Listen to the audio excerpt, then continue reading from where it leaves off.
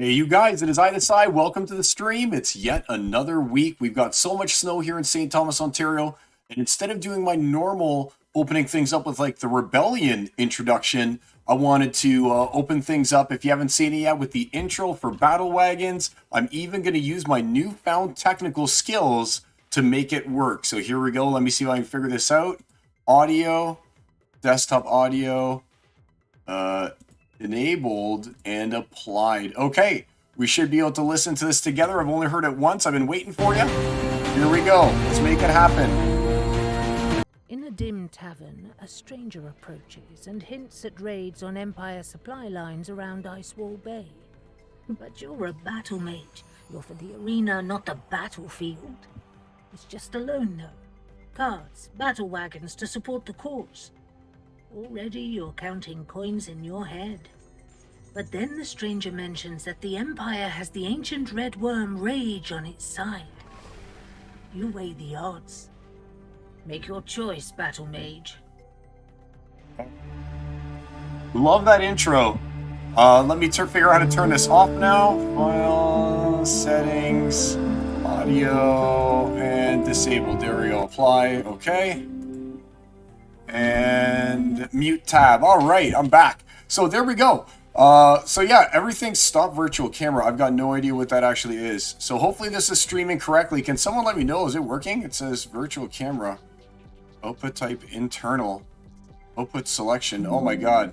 I've never seen that button before ever in my life. Stop virtual camera.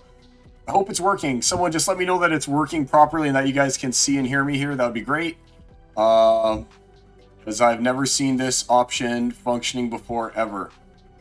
Oh, stop virtual camera, whatever that means. But either way, hopefully it's working and you guys can see what's going on here.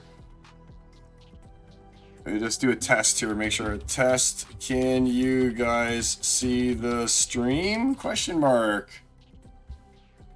Just want to make sure it's working before I keep going here and start talking to myself.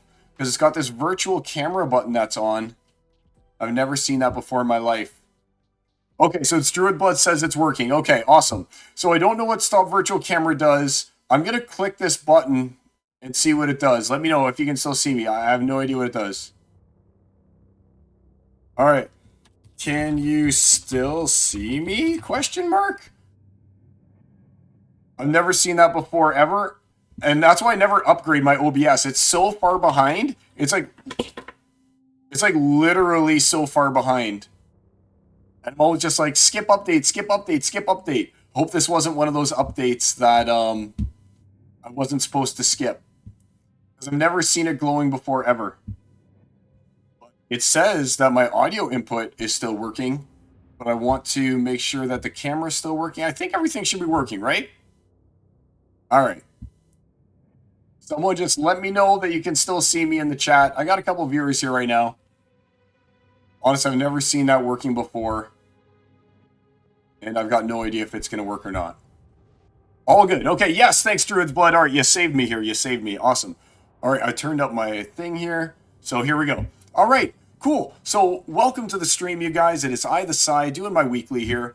And yeah, we're going to talk about a few things. I actually made a post here on Hive that I wanted to talk about a little bit because it's been kind of like the chat of the town. I wanted to talk a little bit about the Soulbound reward cards. And I want to finally get into doing a few challenges. I know I've kind of promised you guys that we do some challenges the past couple weeks. It just hasn't worked out because I've just like talked and talked and talked. And maybe today's going to be one of those days, but I'm hoping that it isn't. I invited Mondroid to come and do some challenges for me as well. So hopefully, Mondroid, you end up in the house and we can put our little our skills to the test as well as anyone else who wants to go at it. So that being said, let's just start things off a little. Want to know what you guys are thinking about conflicts so far. If you guys are liking them, how your battle wagons are looking, or your mage wagons, I guess it would be. Show you guys mine here quickly. So I'm up to 81 chances. I'm on track to get 5 guaranteed rewards based on the like 147 CP that I have in here, or whatever you want to call it, contribution points, the 147 per hour. Like I did in my last video, you take the 147,000, you multiply it by 24, you multiply, which is 24 hours in a day. You multiply that by the 30 days of the conflict. and then you divide that number by 100,000, and then you divide that number by 200, which shows you what you should be receiving. So I might actually end up, let's see, I'll show you guys it. Calculator. I'll go slower so you can see it. So again, this is kind of the way that you guys are going to be able to calculate your airdrops, all right, and how many that you think that you're going to be getting. So what am I at? I'm at 147. We'll call it 147,000. So you take the amount of your CP. In my case, it's 147,000. You multiply that by 24 because there's 24 hours in a day. You multiply that number by 30 because there's 30 days in the conflict. You divide that number by 100,000 since you get one chance every 100,000, right? And then you divide that number by 200 since you get one guarantee for every 200 chances. So that leaves me with 5.29 guarantees. I would love to somehow make this 6 because that way I could get right up to a 3-star rage without having to buy anything.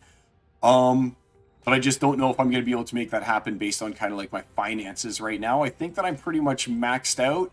I am going to open a few more packs of Rebellion here as well. How much do you convince your wife to let you spend this much on this game? Well, I spend in fiat. I spent around 1,500 Canadian on Rebellion, plus sold like most of my Untamed cards and everything like that as well. But I actually sold a bunch of Magic cards in order to do that. So I took like one asset that appreciates in value and I traded it for another asset here that sort of appreciates in value. And that's how I ended up where I am. So my wife is very understanding. She knows that like this is kind of like one of my hobbies, right? I don't have like a ton of hobbies that I do. I do Splinterlands pretty much. You guys know I'm pretty active on Discord, so I'm here all the time.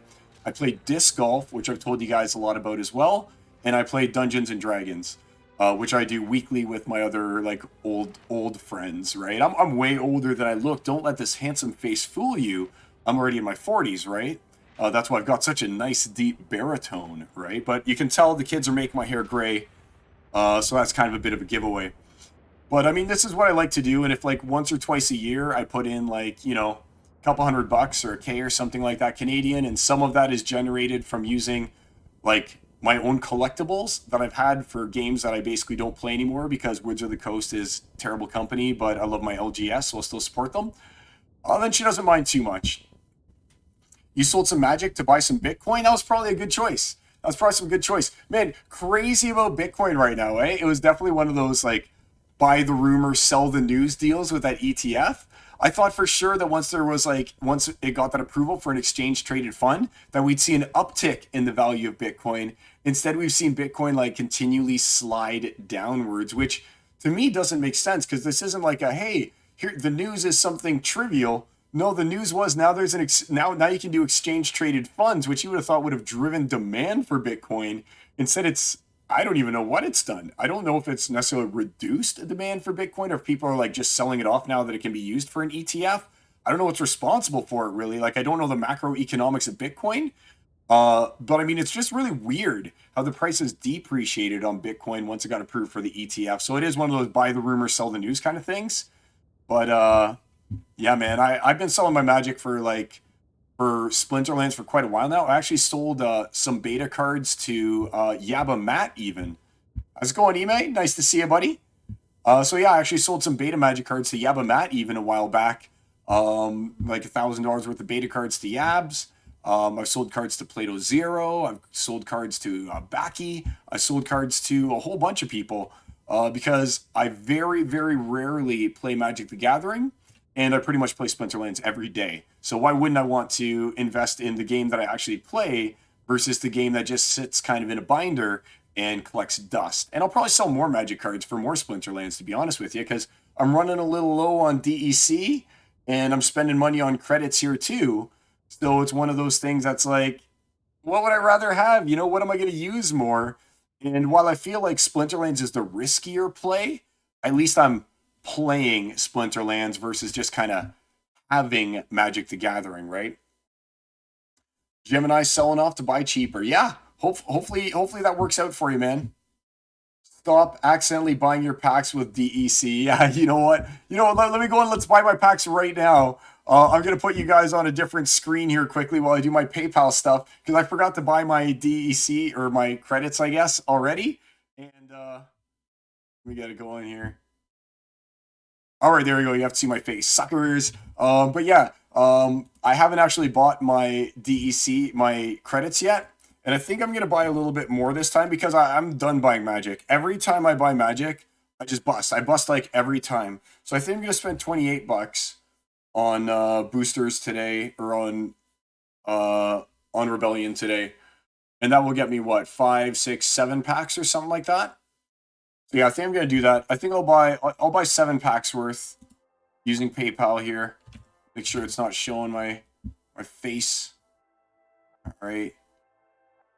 Yeah, that's 40 bucks. So for the price of these 7 packs that I'm buying today, I wouldn't even have been able to get a single one of the collector's boosters packs of Magic that I normally buy, like, every week. And then I open it up online with you guys. I get $0. You know, how many times have I just busted on Magic in the time that you guys have known me? Give me 1 second here.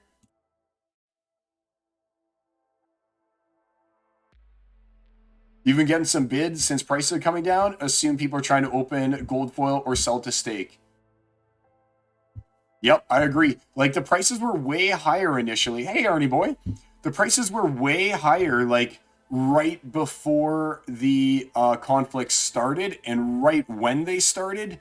And now they're starting to kind of come down to that pre-conflicts level again, which I don't really mind. There's a few cards that I question why they're so low, and others that I question why they're so high. But all that being said, I mean, it kind of is what it is, you know, like, it is what it is. Let me just go and take a quick look here, catch up with the comments. You sold a bunch of Magics by 7K Kron deck. Ooh, all right. Is Tymna and Kron... Okay, so Tymna and Kron, that's going to be like a commander deck, I'm guessing, right? Commander deck. I'm a little out of touch, but I know Tymna is awesome. You've been getting some bids. Yep, since price has been coming down. Why are you guys setting bids in Peak Monsters? I haven't used it. I'll show you that, actually. Great Scott the Gamer. Yep, and you can set bids and also buy with credits. And that's a partner commander deck. I hate partners. To me, partners are basically like, now instead of having a 99 card deck, you've got a 98 card deck. So it makes all your combos that 1% even more efficient. And I love combo, guys. I love combo. It doesn't have to be blue combo in Magic, but I just love combo. Like, I love Splinter Twin combo. All right, that's blue combo. My favorite, though, has got to be Thrun the Last Troll Reanimator combo. Using what's it called? Using Reanimate on Protein Hulk, and then sacrificing the Protein Hulk to your own Thrun. It's just so fun. I love that kind of stuff. Okay, I'll show you really quickly where you can place your bid. So if you go to Peak Monster, I was going to get to that later, and you go up here to where it says Buy Cards up at the top. See where my little mouse is? You can click on Buy Cards. I always like to look at it at a grid, but you can also look at it like a list. But I like to do a grid because you get a lot on there. Let's say you want Rebellion, so you can click on Rebellion, and let's say you want to bid for a Legendary. Let's say you're trying to get some Lord Thalanors, okay? We'll just use him as an example. So if you click on him, it shows you your options between card listings. This will show you the listings that are presently available, and I always suggest if you're buying at least $10 worth of cards, that you buy it through Peak Monsters, because you'll actually get rewarded with a token called PKM. I'll show you this right now, just really quickly. So I'll put 2 in my cart, just to show you. See, PKM airdrop, I'm going to get 1 of them, and I'll get 2.25 if I were to spend $20. So you always get airdrops if you buy at least $10, and then the airdrops go up the more that you spend. Let me clear out my card again here. I don't want to accidentally buy that. There we go, closed. So that's the first thing, is if you're going to buy something that's 10 plus, buy it through Peak Monsters. You may as well get that PKM. It's like getting a discount based on the fact that PKM has value, right? I may as well show you that too. And then we'll get to how you actually place the bids. Here's my wallet.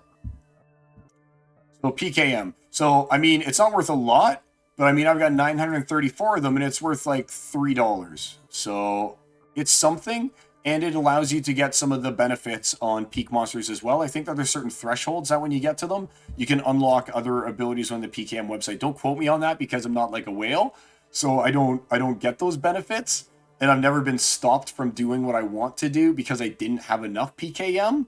But I know it has functionality within Peak Monsters itself as well. Jarvie did a good job of including that. So that's where you can go ahead and you can buy from Peak Monsters, but also you can click on card bids. Now, when you're clicking on card bids, what you're going to see is the top bid up here and how many of each bid and what the maximum BCX that they're willing to buy at that price is. So you can see the top bid here right now is one bid for one BCX. Someone is willing to pay $6.12.3. So if a Lord Thalanor were ever to go on sale for $6.12.3, it would automatically purchase it for this bidder right here. Now, if I wanted to buy like 3 of it, and I'm willing to pay a little bit more, or a little bit less, I should say, I could always try and get risky and do 20 to remaining 3 with the max BCX of 3 and see if I get lucky and someone drops a 3 BCX at a lower price than this. And since if I were to do it here at like $5, if I was the first person to be bidding $5 on a 3-3, a 3 BCX, then since these guys don't want a 3 BCX, it'll jump down to my bid and I'd be the one to be able to buy it at $5 instead of them buying at $6. It's a little complicated, but it makes more sense when you're here on the screen. Suffice to say, if I wanted to get the top bid for a Lord Thalanor, as in if someone were to list a cheap Lord Thalanor, I want to be the first one to be able to buy it, and I see that the top bid is 6.123, I would click on make bid. I would bid 6.124 or however many I wanted, right? Let's just say 1 in this case. I'd click confirm. I don't mind just doing the bid in real time. And now we'll see that I am the one. Oops. Now we'll see that I am the one with the top bid for that Lord Thalanor. So if someone were to list one now for 6.124, it would automatically take out of my DEC, which is what I used to bid on it, and bid for and buy this Lord Thalanor automatically. So that's one of those ways that if you're just like, you know what, I don't really need this Lord Thalanor at the current list price of $8.47. Well, if someone were to list one for $6.12.4, I'd be happy to snap it up. You can just go ahead and you can enter this bid here right now. And if you ever want to change it, you just click on update. You can change how much you're willing to pay for it. You can go up to 7, you can go down to 5, whatever the case may be. But in this case, I'm going to remove it. To do that, I just click the junk drawer over there. I confirm it. And I've removed my bid. And I'm no longer bidding for Lord Thalanor. Just like that. So that's how you do bids basically within Peak Monsters. And you can tell that no one wants poor Zabajan still. He's still at high bid of $4.80.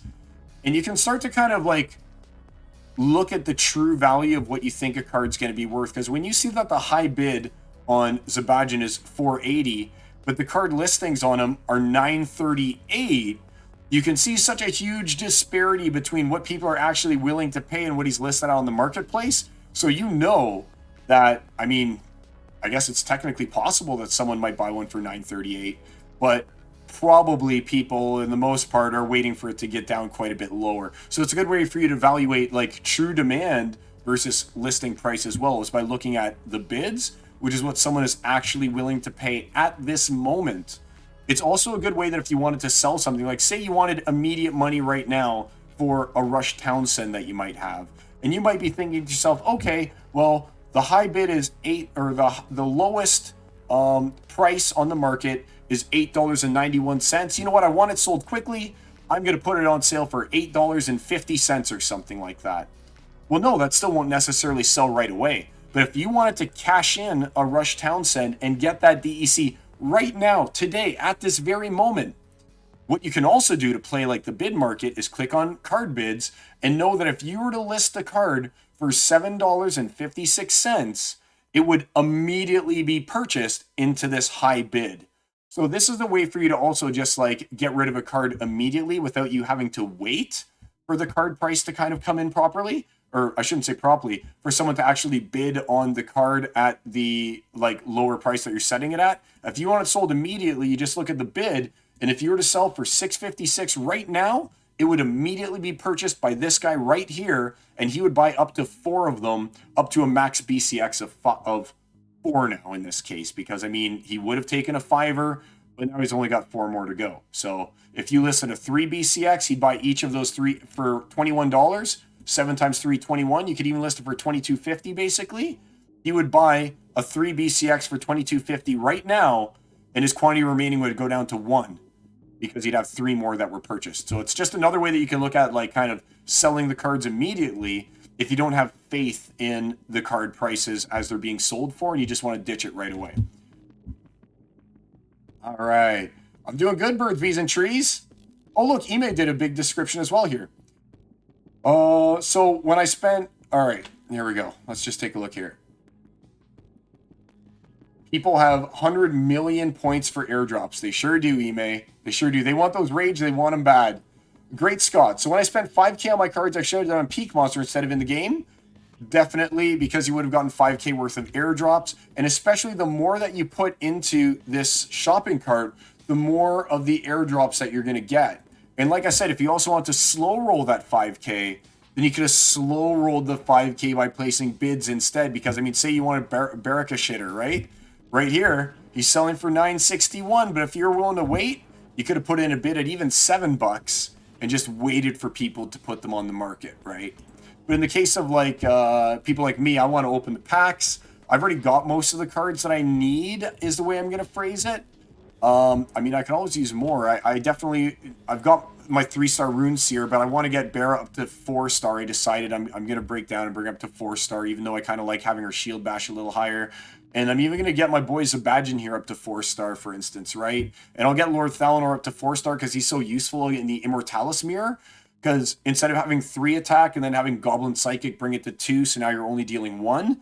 Instead of 4 attack, a Goblin Psychic will bring it down to 3 attack and you'll still deal 2 through Void. Because you always have to look at the mirror, right? And in an Immortalis Magic-only mirror match, when everyone is using Immortalis because he's obviously the best card, and everyone's using Goblin Psychic because it's got silence, your Lord Thalanor, you're going to want him to have that 4 attack so that he gets silence to 3 and can still deal 2 through Void, right? So there's a lot of considerations that you need to make when you're building your deck as well. And another good combo too is if you're using Rune Seer, like I almost want to get my Rune Seer to level 4 for the Amplify, because if you use Solash in your front rank, he's got Return Fire and he's also got Magic Reflect. So you can be using Solash in the front rank with Rune Seer Savaya somewhere in there being like weapon trained, and she'll be giving Amplify to Solash's Return Fire and Solash's Magic Reflect. So there's all these good combos that are happening here in Rebellion as well that I'm still like,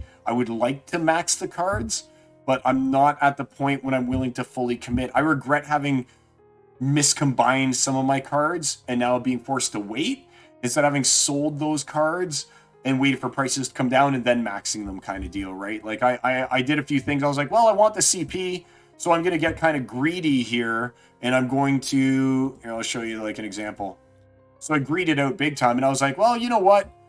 I've got my Rush Town set. I had an 2 extra Rush, but instead of leaving them as 1-stars, I combined them into the 3-star, knowing that eventually I will get 3 more Rush, right, to get them to 4-star. But I should have probably left these as separate ones. Instead, I got greedy for the CP and the wagon, and I combined it all into 1 card. I should have just bought another wagon and put them in as 1 BCXs for the 500, instead of like going for the 4,000 instead of just 3,000 and not having combined them, because now I don't have those like liquid asset Rush Townsends. You know what I'm saying when I say that? Like the liquid asset Rush Townsends, because I got hasty and combined them. So that was a mistake on my part. Lucky I only did it for Rush and I only did it for Lord Thalanor.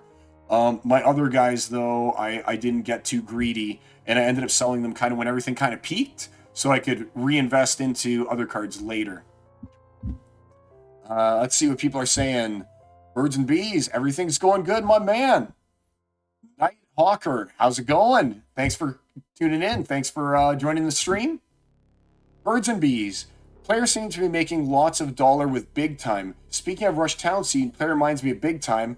Have you run into or through town sometimes to find your group or the next dungeon? Unfortunately, I can't download Big Time. Someone asked in Discord to get it to download. Have you played it?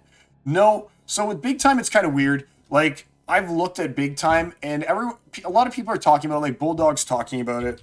Big Time NFT game. But to me, like, sure, you can sort of, you can make money on Big Time, all right? Like, I'm not going to lie. But the difference to me between big time, let me see if I can show it. But the difference between big, oh man, all right. Let me get a second here. Oh, it's making me watch a long video.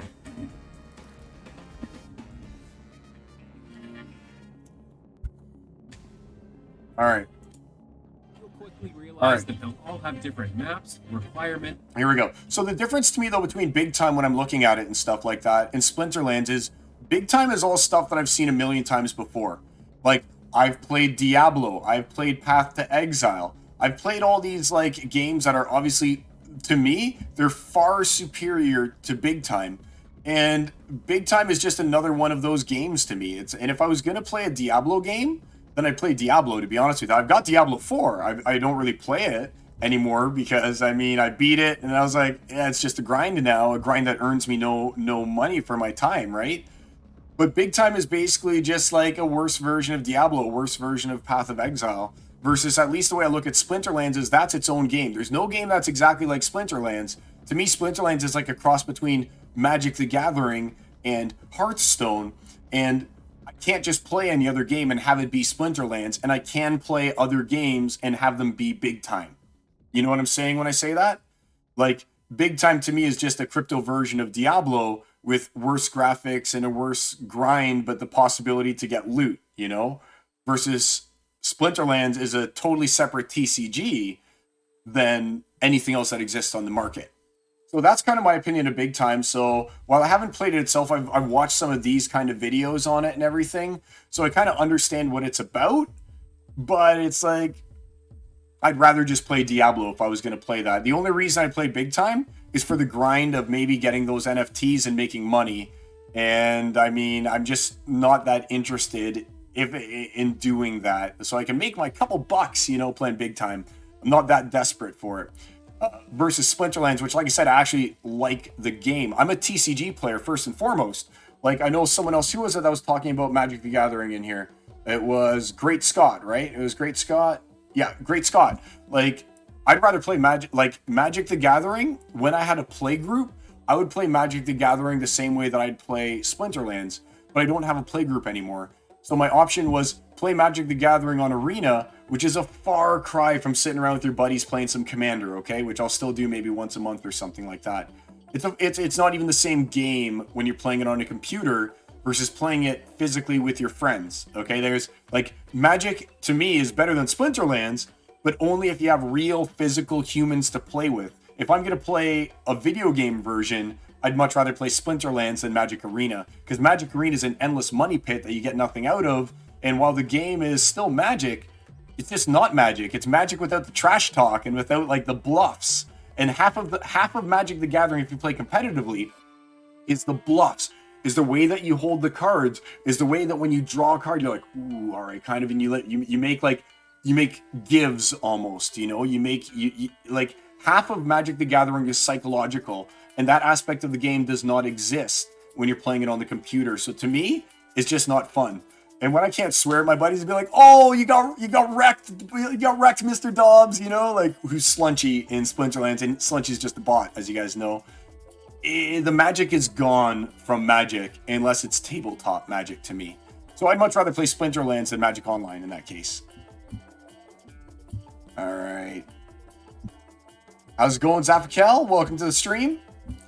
I know what you're saying. Yes, I used to play 007 GoldenEye. I hear you, buddy. I played so much 007 GoldenEye. I played so much 007 GoldenEye. It's ridiculous. So much so that we had to ban Odd Job, because whoever played as Odd Job just got too unfair an advantage. So we would play with, and my favorite was remote proximity mines. My favorite game mode that we play was proximity mines in the temple.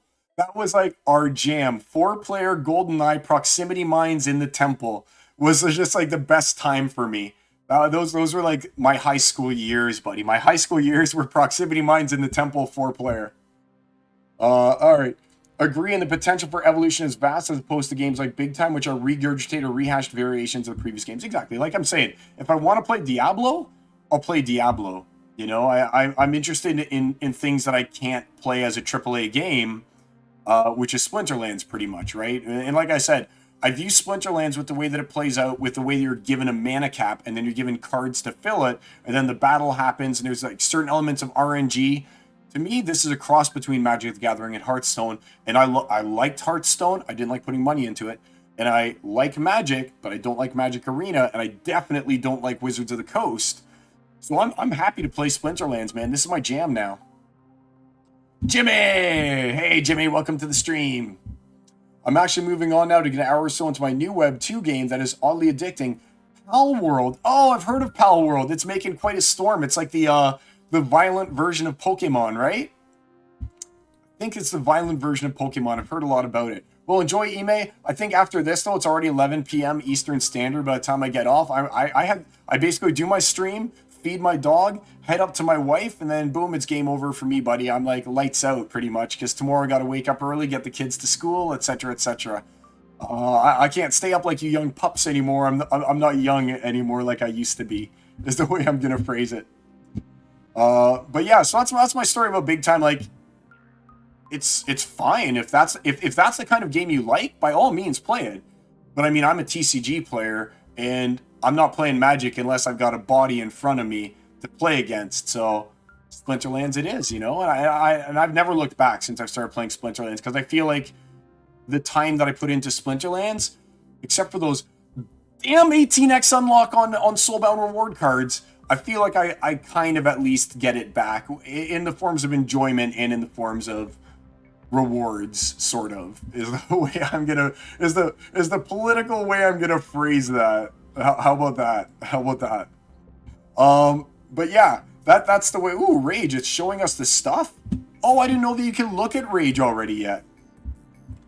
I didn't know that it would show you Rage, even though my balance on Rage is 0 by looking at it that way. What am I doing? All cards. So that's cool. If you click on Rebellion and you click on all cards, it will even show you Rage, even though you don't have it yet. Awesome. That's an easy way to get its like stats. And I love the life leech on Rage. I think that that's going to be its best thing. I don't think that in a high mana match when you're going to be using like Rage, because I mean, you're obviously not going to be using Rage in a low mana match and just be like, I'll put Rage in the middle and I'll put like Chaos Agent in front and I'll put, what's his name? The little one-eyed snake guy with Scavenger behind him, and that's my team, you know? You're probably not going to do that, but in those 99 mana matches, I just don't see him really weapons training things all that much. But I do see the life leech as being ridiculous with 5 magic, because that's gaining 3 life a hit, and obviously Affliction is pretty much imperative in those kind of matches, because you know that they're going to be doing healing and stuff, right? So Rage is good. I'm looking forward to getting him. I think that I would need to get him up to 11 star to really want to use him that bad, because it's this 5th magic damage that's going to be the key to getting that 3rd life leech little slurp up there that you're going to be able to get, right? That's the key right there. Is that 3rd life leech that he's going to have. I don't think his weapons training is going to be that important, because what has 0 attack and a high mana, aside from that Olgoth guy or whatever his name is, aside from this guy, common, neutral, like this is the only guy I can foresee that you'd be like, hey, oh, what up? I'll use the Yolanden Overseer in a 99 matchup because he's got a fat body on him or something like that. I just don't know. But that life leech, it's gonna be hot. Yeah, Raxarok. I love Raxarok. He's broken in a 50-plus game if you ever see one. I don't know. Why is he broken? How's it going, Hank? I just don't see it. I just don't see him as being broken. I see him really good in a Magic-only matchup, though, too. So I shouldn't say that. I should say in a Magic-only matchup, because he's got the Void, right? Because he's got the Void. So with his Void, he's also just going to be an all-star in a Magic-only matchup. So I shouldn't say that I won't see him. But in Magic-only matchup, when you don't have access to Immortalis, or maybe he'll be the final card you need to not need to use Immortalis, because now you'll just hit critical mass in Dragon to not need it, right? Then he could be good. What's his speed, 4? In Dragon, maybe he'll end up actually being kind of okay, along with... maybe he'll actually end up being kind of okay along with this guy. What do you think? Along with Thithba. Because if you give them if now you've got enough guys that you don't need to use Immortalis, or Immortalis isn't available, and you can use Phase. We already know you got Phase Dragon, right? And now then you've got obviously the other guy that you're gonna need is this guy over here, who's just super badass. Like if you're not using, where is he? If you're not using Nalara Genic here, then you're losing in those matches too, right? But now you've got Void Dragon, you've got Nalara Genic, you're gonna have Rage. That's already 3 guys who've got Void built in. You don't even need Immortalis anymore at that point, right? Because all your guys that you're using already have built-in Void. Ooh, in fact, then if you're able to go ahead and you're able to use, oh, what are you doing, Darg? We don't want you. If you're able to even choose something like Blue along with your dragon, then you'll also have access to like Jin O'Shaughnessy and stuff like that. So, I mean, we're getting to the point where we're going to reach critical mass when Immortalis is no longer going to be the only option like he kind of is right now, right? If Evergreen shows up, you're slamming Immortalis. But high mana matches, when it's like magic only, maybe you won't need him anymore. I don't know. And like, but Dragon is starting to look very, very juicy in that regard between Void Dragon and Rage. And they've got a good ability now. We can actually check Void in Modern. All right. So Void in Modern and Magic only, and we only want Magic. Is there a way to choose Magic? There we go. Void, Modern, Magic. Here we go. All right.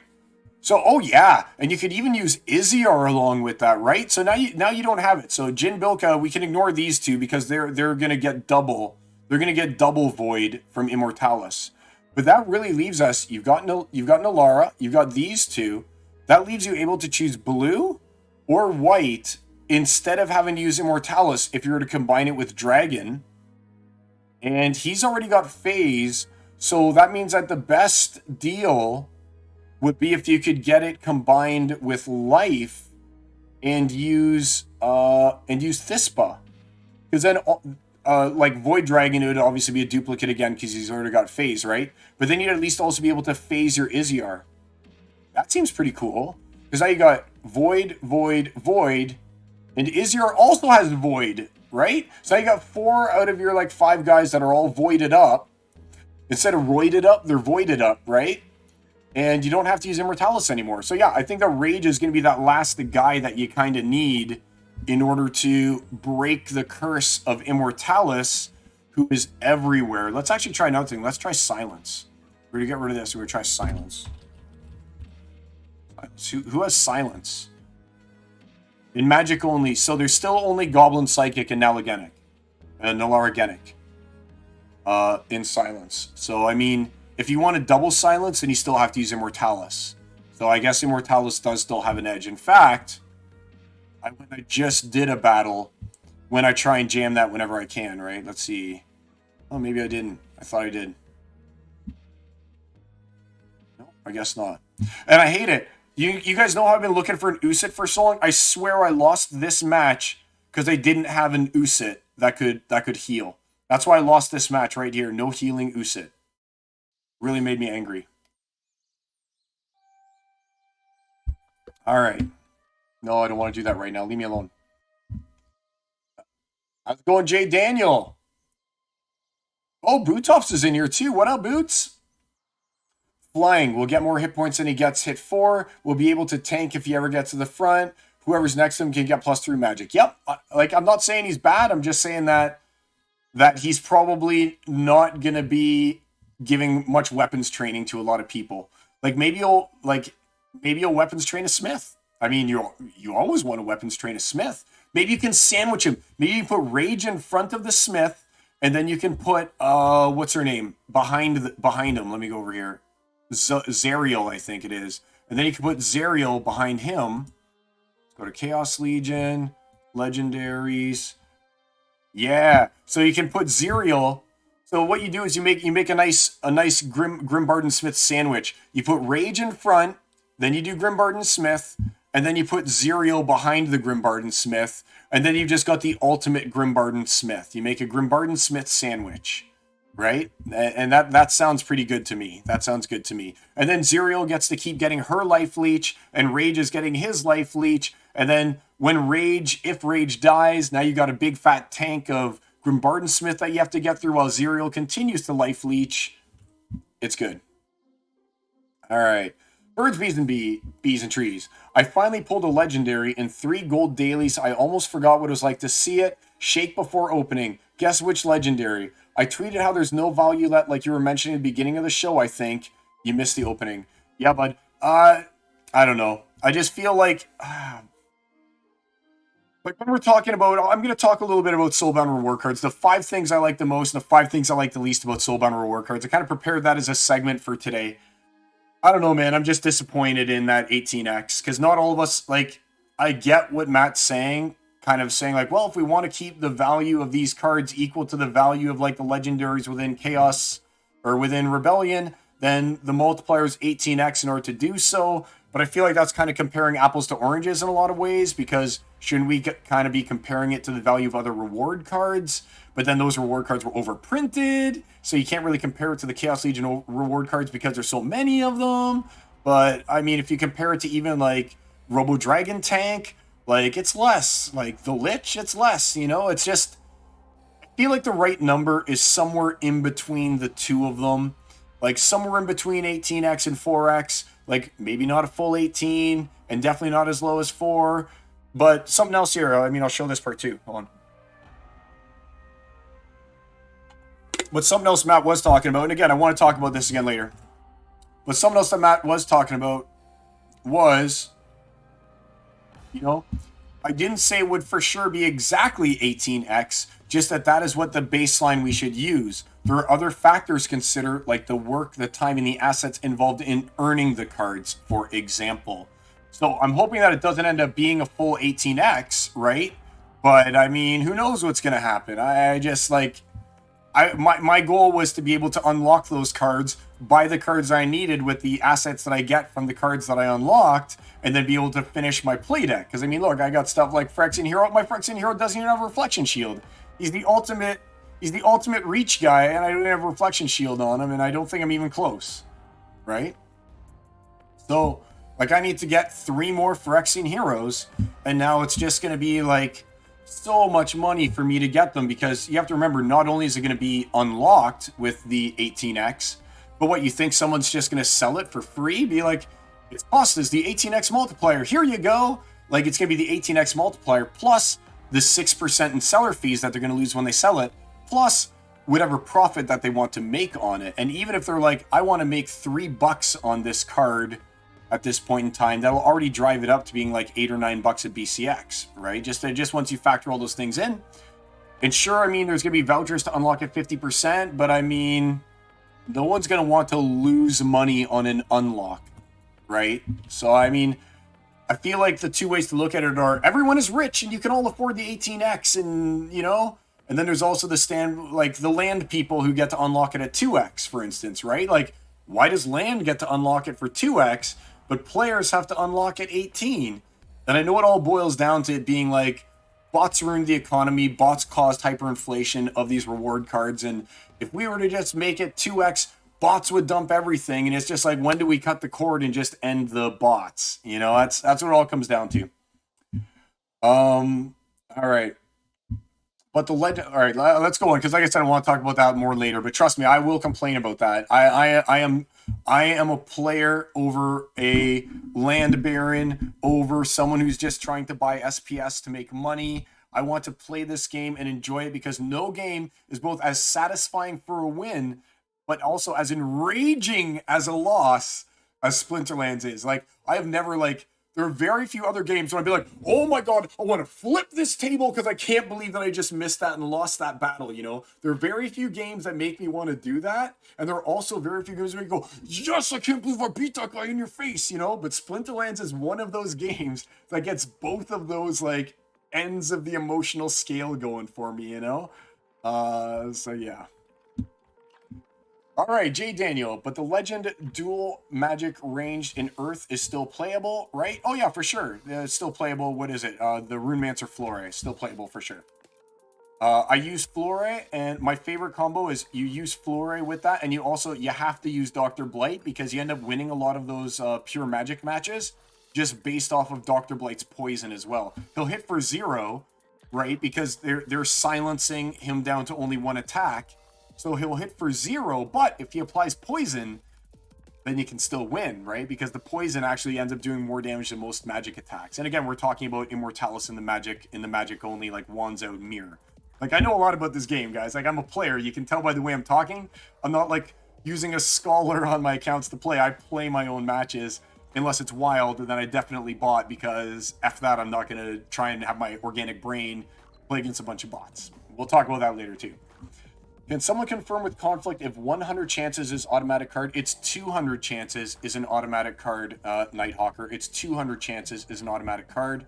Again, I'll just show you the calculator. So if you have 100,000 power, here, no, if you have 28,000, because this is the threshold according to Gathering the Magic, 28,000 CP times 24 hours in a day times 30 days in a month divided by 100,000 equals 201. That is 1 guaranteed chance. So the magic number for you, if you're looking at it, is 28,000. Well, is 28,000. This is your magic number for a guaranteed airdrop, is 28,000. All right. Let's see. Great Scott the Gamer, that's the deck you're building. Yep. Liberty Guy, I hope you and the family are doing well. We are. We've had a couple snow days here in Canada when they canceled the buses. So I've been home with all 4 of my little monsters, and that's been challenging. Thanks for asking. Great Scott. Splinterlands' biggest downfall is they overprint cards way too greedily. So I don't know if it's like Chaos Legion, they overprinted way too greedily. The reward cards just got mined way too aggressively by bots. So, I mean, I don't think that was... Their bot agnostic stance is what caused too much of the overprinting of the reward cards, and is still going to continue to overprint them for another 6 months, because Matt says it's probably going to be another like 5-6 months before they have a new reward set that's out, right?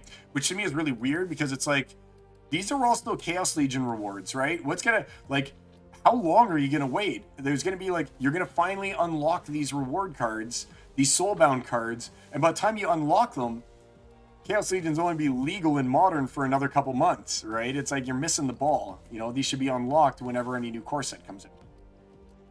There's no value in things with seemingly infinite supply. Exactly. And that's why I don't like the fact they're trying to put artificial value on it with the 18x unlock. I've been selecting the hero more lately. The hero more. I'm not sure what that means. Birds, bees, and trees. What do you mean when you say I've been selecting the hero more lately? Please elaborate so I can comment on that. Nighthawker. I'm so priced out with unlocking Soulbound at 18x. I'm tapped out and I have skin in the game that my wife has a heart attack about every time I mention it. Yeah, buddy, I'm right there with you. Like I said, I try and buy the cards that I feel like I'll be able to get away with. But for me, most of my game is trying to sell assets at and meek out a slight profit to then later on buy the other cards that I need and just kind of keep rolling my bag, aside from buying like a couple packs here on the stream. And I do like to, like, I'd say I on average, I'll try and buy like 1.5 packs a day, including the like couple that I just bought today. Like the 7 that I just bought today would probably make it, this is a big week for me because I didn't buy magic cards. It'd probably make it like I open 2 packs a day. Like I spend like $8 on Splinterlands American a day kind of right now, which is high rolling it. Don't get me wrong, that's high rolling it big time. But I mean, some people go out and they'll be like, hey, I want my Tim Hortons, or what do you guys have? Like Dunkin' Donuts or whatever you have. And they'll be like, I want my coffee, I want my bagel with, you know, whatever, and I'll eat out at Wendy's. I basically almost don't eat out. I try not to do any of that kind of stuff. Like I'll buy a coffee every now and then when I'm out, but like I always look at, it's weird the way I look at Splinterlands and the way I look at things right now. And I used to do this with magic cards back in the day. This is a strange way to look at the world. But if I'm out and I'm like, ooh, you know what? I think I'd love to go and buy a beer with I'd love to go and buy a beer or two, like get a 6-pack or something, sit down with my buddy, talk Dungeons and Dragons or something like that. But then I'm like, this 6-pack of beer is going to cost me $12. And for $12, I could also buy 3 packs of Rebellion. And what would I rather have? Would I rather have the 6-pack of beer or the 3 packs of Rebellion? And I'll be like, put the beer back on the shelf, go and buy my Rebellion packs instead. You know, that's kind of weird, but that's the way that I look at life sometimes, right? But yeah, Nighthawker, I feel you, bud. My goal with Soulbound was to unlock and sell Soulbound to buy other Soulbound. And now I'm like, how am I supposed to do that? Because I won't recuperate the 18x off of one and then keep the card to be able to get the 18x off another one. So I feel your pain, buddy. And I feel like there's a lot of people like Azurkon and stuff like that who don't understand the position that most of us, the vast majority of us, are in. We're not all whales. We don't have the luxury of having infinite supplies of money available to us. We've got to grind what we have in order to make the best of our collections. And it's almost like, well, you just have to buy more. And it's like, oh, 18x, no problem. And it's like, maybe to you guys, and a select few of you, it's no problem. But to like most of us, unlocking a card for $5 to then try and sell it for $8 is kind of a big thing, because then that $8 out of that, we're gonna have to spend another $5 just to unlock another card. And then between the two of those cards unlocked and sold for $8, now we've made $6. And now maybe we can take that $6 and buy one card that we needed with it and then not have any more money to unlock our next card. Like, that's the kind of roll that I was hoping to make, right? Is like, okay, I'll spend $2 to unlock this card and then I'll sell it for like $7, which puts me $5 ahead when I take two of that $7 to unlock another card, which I'll then sell for $7. Now I'm $10 ahead because I keep rolling that other $2 into an unlock and then a profit. And now I don't feel like I'm going to be able to roll my profit into the cards that I then need to buy for myself, right? Like my Usit to finally give him healing, so I don't have to lose matches like this one over here, like I said, because I didn't get lucky with my RNG and I've only got a 2-star Usit instead of a 3-star Usit, you know? Birds and bees. I must have missed the 18x, but I look forward to your segment later about it. Yeah, I'll talk about it. So Ank is at 350,000. Let's just check you out, Ank. You're at 350,000. So 350 CE. So 350,000 times 24 times 30 equals divided by 100,000 equals divided by 200 equals, you're going to get 12.6. So Ank, you're right at the spot where you're going to be able to get a max level rage for yourself and have at least one bonus. Good job, Ank. Liberty Guy, you're at 177,600. Let's check you out. 177,600, and we're going to multiply that by 24 times 30 equals divided by 100,000 equals divided by 200 equals. So Liberty Guy, you're going to get 6. You're one ahead of me. Birds and bees. I never sold a card, but I feel like you, Bulldog, Infidel, and others have showed good strategy in buying and selling to strengthen your deck and make profits along the way, as you say. Phyrexian Hero, I don't have Reflection Shield yet either. I don't even have Iziar yet, bro. I feel bad for you, man. Because that's the kind of card that when it became unlockable, you need to get a 3-star. You literally need to get a 3-star Iziar.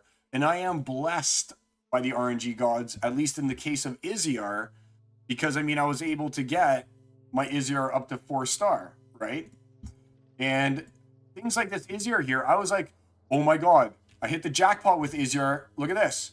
I've got 1 BCX of a gold full Iziar. And I was totally like, I'm going to roll this Iziar into so many soulbound cards I need. But now it's going to cost me like $150 to even unlock him. And I'm just like, I guess he's never getting unlocked. I don't even have $150 to unlock him with. You know, you have to peer-to-peer. You have to peer-to-peer sell him. I'm going to have to be like, hey, Azurkon, you want this gold star Iziar? Well, you give me the money up front. I'll use some of that money to unlock it, and then I'll give you the card because I can't even afford to unlock my own card. So it's going to have to be like peer-to-peer. Birds and bees. I would look to upgrade my deck when it's unlocked for Soulbound season. Yep, exactly. But I'm a modern player first and foremost. If it's going to be another 6 months before we even get an unlock, then there's only going to be 6 months left in the whole modern season if they follow the plan of 1 core set a year. If they do 1 core set every 2 years, then great, we got lots of time, it'll be worth it. But if they're like, surprise, it's been a year, new core set, I'd be like, I'm not spending money to even unlock these cards, or I shouldn't say to unlock them, to buy more Soulbound reward cards. because they're dead to me in a few months, just like the way that Untamed was dead to me when we knew that Rebellion was coming, right? I can get Diamond Plus in Wild in a few days, and then I spend the rest of the month trying to get Gold in Modern. I hate it. Yep. See, and Great Scott, I've started botting again in Wild, because I got to the point in Wild when I hit High Diamond, and then I would lose like 5-6 in a row, and I'd be like, what is happening? I'm a good player. Why am I losing so often?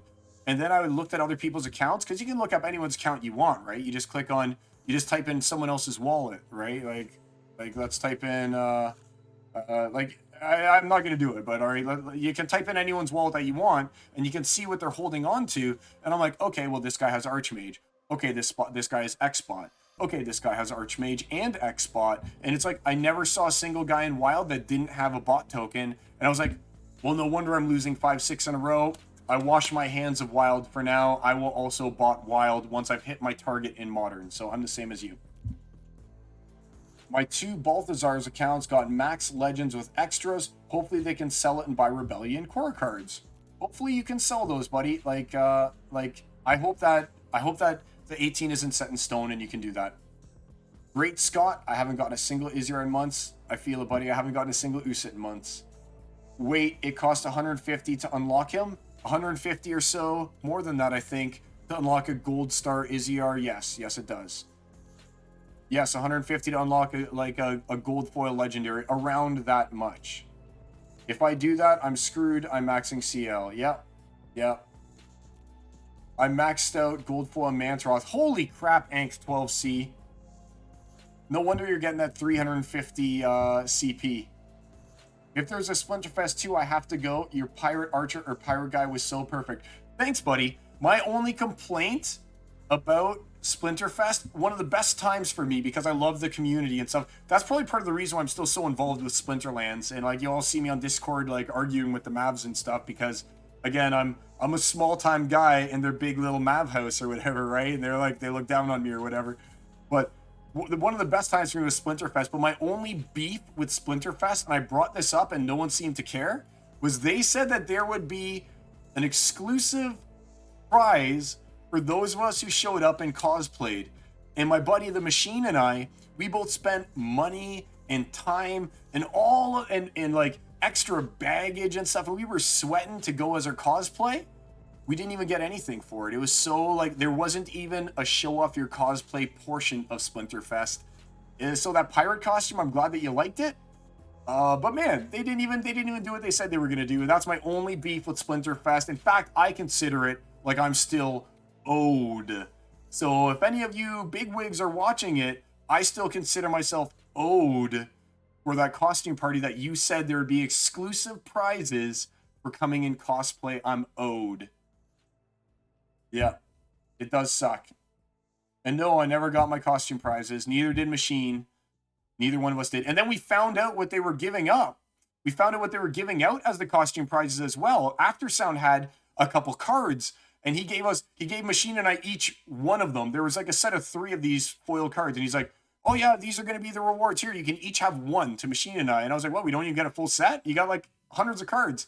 And then he just ended up giving out full sets to everyone who was there. So not only did Machine and I only get one each of this card that was supposed to be exclusive only to the cosplayers, but he gave 3 to everyone who was there. It wasn't even exclusive to cosplayers. I was like, Machine and I were like, man, that's pretty bunk. That's pretty bunk.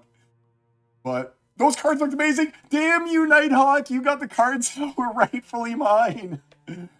Well, yeah, we were pissed because like Machine spent like literally, he spent like $100 on his costume to go as the Wizard of Eastwick. He spent like $100 on that costume and he was sweating the whole time. And I spent like $50 on mine or something like that. So Great Scott, yeah, they gave us, they were supposed to be exclusive prizes for the cosplay. There was like a set of 3 or 5 of these cards. I got 1, Machine got 1. It turned out that not only did we not get the like 3 or 5 or whatever it was, but they gave them out to everyone else who was there except for us, pretty much in the end, because we had to leave like halfway through day 3 or whatever like that. And at the end of day 3, they were just like, everyone gets full sets. And Machine and I weren't even there, and we didn't even get a full set as being the people who were supposed to have received them as exclusive prizes. So I hope that explained it. I was pissed. So Machine and I still to this day sometimes will look at We'll be like, remember Splinterfest? Yeah, that was so awesome, dude. Remember how we didn't get our prizes? Yeah, that was so terrible, you know. And then I bought Ron. I remember I bought Rondon a drink when we were there, and it ended up being like $28 American or something crazy like that. Maybe not 28, 26, 22, whatever it was. It was like in the 20s for a single shot of Ryan Coke. So I bought Ron like a Ryan Coke. I bought me a Ryan Coke. The guy was like, yeah, it'll be like 44 bucks. I was like, what the heck just happened? I ended up having to give him like a $50 bill for 2 drinks. I was like, I don't even know what's going on here right now, man. I hate Vegas now, but it was like 50 bucks for 2 drinks. Good times, man. Good times. I wish we had a way to buy them. Splinterlands, I believe, needs to go into physical production of cards to bridge a traditional TCG and Web3. I'd love that. I think Splinterlands, if they had like $1 million to spend, though, they should make an anime. They should make an anime and bring all those anime people into Splinterlands and just like be like, meow, meow, it's a cute little kitty, meow, meow. And you know the anime people, I'm one of them. I'm not kitty anime. I'm like gore and horror anime and fantasy anime. But you know those meow, meow kitty people, the Prundaverse, would all be like, oh my god, it's Prunda. Oh, it's so cute. I have to play Splinterlands now because I want Prunda. You know they do that, right? So yeah, but and I know that if you were to get it produced in like some third world country, you get it produced pretty cheap and it would still look good. Like the Dragon Age anime that they have on Netflix, questionable quality, good story. That is enough. Like a six episode or even a 3 episode thing would be enough for people to watch the anime, be like, what's Splinterlands, and would get them into it. So if I had like $1 million, I wouldn't be chasing a Binance listing right now. Hell no. I'd be like, where do we get the most bang for a buck for advertising? I'd like make an anime and be like, hey Netflix, we've got this anime. We'll let you use it for free as part of our marketing campaign. Just put it on your services, get the watch hours out of it, and then that would be my strategy, right? We did have $1 million once. We sure did, and we squandered it. All right, let me buy some packs here. Let's buy some packs. Let's go to the shop and buy using credits. Buy using credits. Ooh, no, I don't want to do it that way. I love supporting Splinterlands, but I mean, I'm not going to pay the extra money. 4.2, how much is 4? I'd rather pay the 4.2 than use my vouchers. I'll be honest. I'd rather pay the 4.2 than use vouchers. Switch to credits this time, and I guess I'll buy 6 of them. Confirmed. I used credits. Good. Yay! The one time I finally used my credits to buy packs.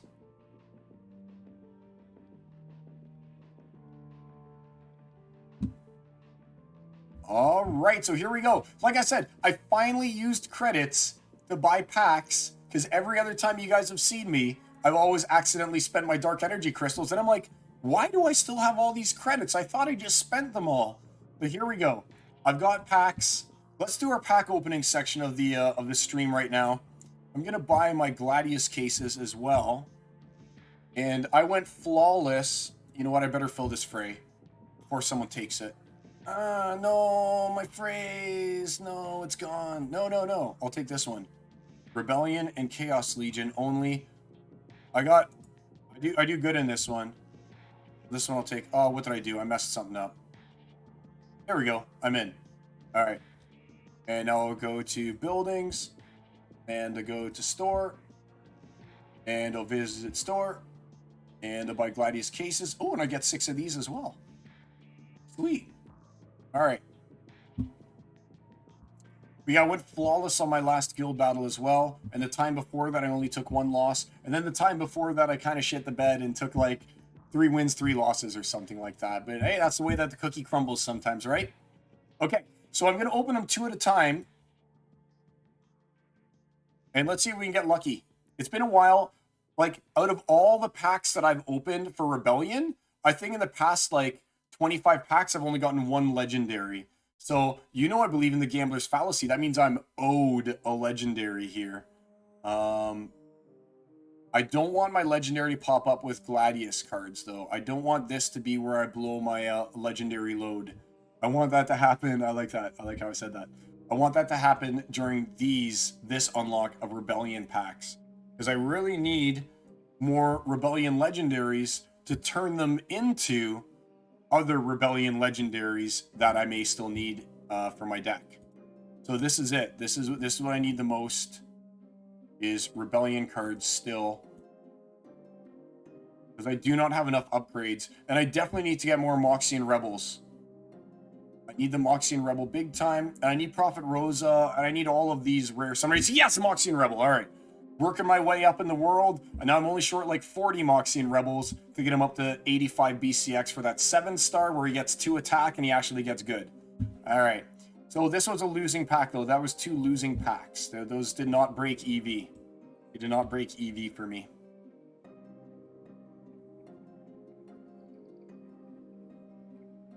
But hey, every Moxian Rebel is a good Moxian Rebel, am I right? And I don't know what to do with... I've got a bunch of gold foil gladiators. I don't really know what to do with them. I don't know if I should burn them or not for the DEC or what I should be doing with them. Because I never use them. They're under-leveled to me, right? Alright, still no legendaries. You did 85 Rebellion packs yesterday with only 1 legendary regular foil, Jimmy? Damn, buddy. I feel bad for you, man. That's worse than me. Like, oh, there we go. I'll sell that guy. Like, I've had some bad luck, but I don't think I've gone 85 packs. The most packs I think I've gone was recorded on Splinterlands TV. I think I went something like 40-something packs of Gladiator cases with no legendary. I think I went like 40-something packs with no legendary. So this guy's probably worth like $1.50. That guy's worth like 65 cents. This guy's worth like 50 cents or something like that. So still not doing good. I really need that last pack, these last 2 Rebellion packs to pick up for me. Or else I'm in the same position as Fat Jimmy there. And just like, you burned your cash, you burned your credits. Oh, dude. All right. So this is in some ways good. Because now, according to the Gambler's Fallacy, I'm going to be opening 12 packs. And none of those packs have had a legendary yet. Well, I should say 10 packs have not had a legendary. So I'm due.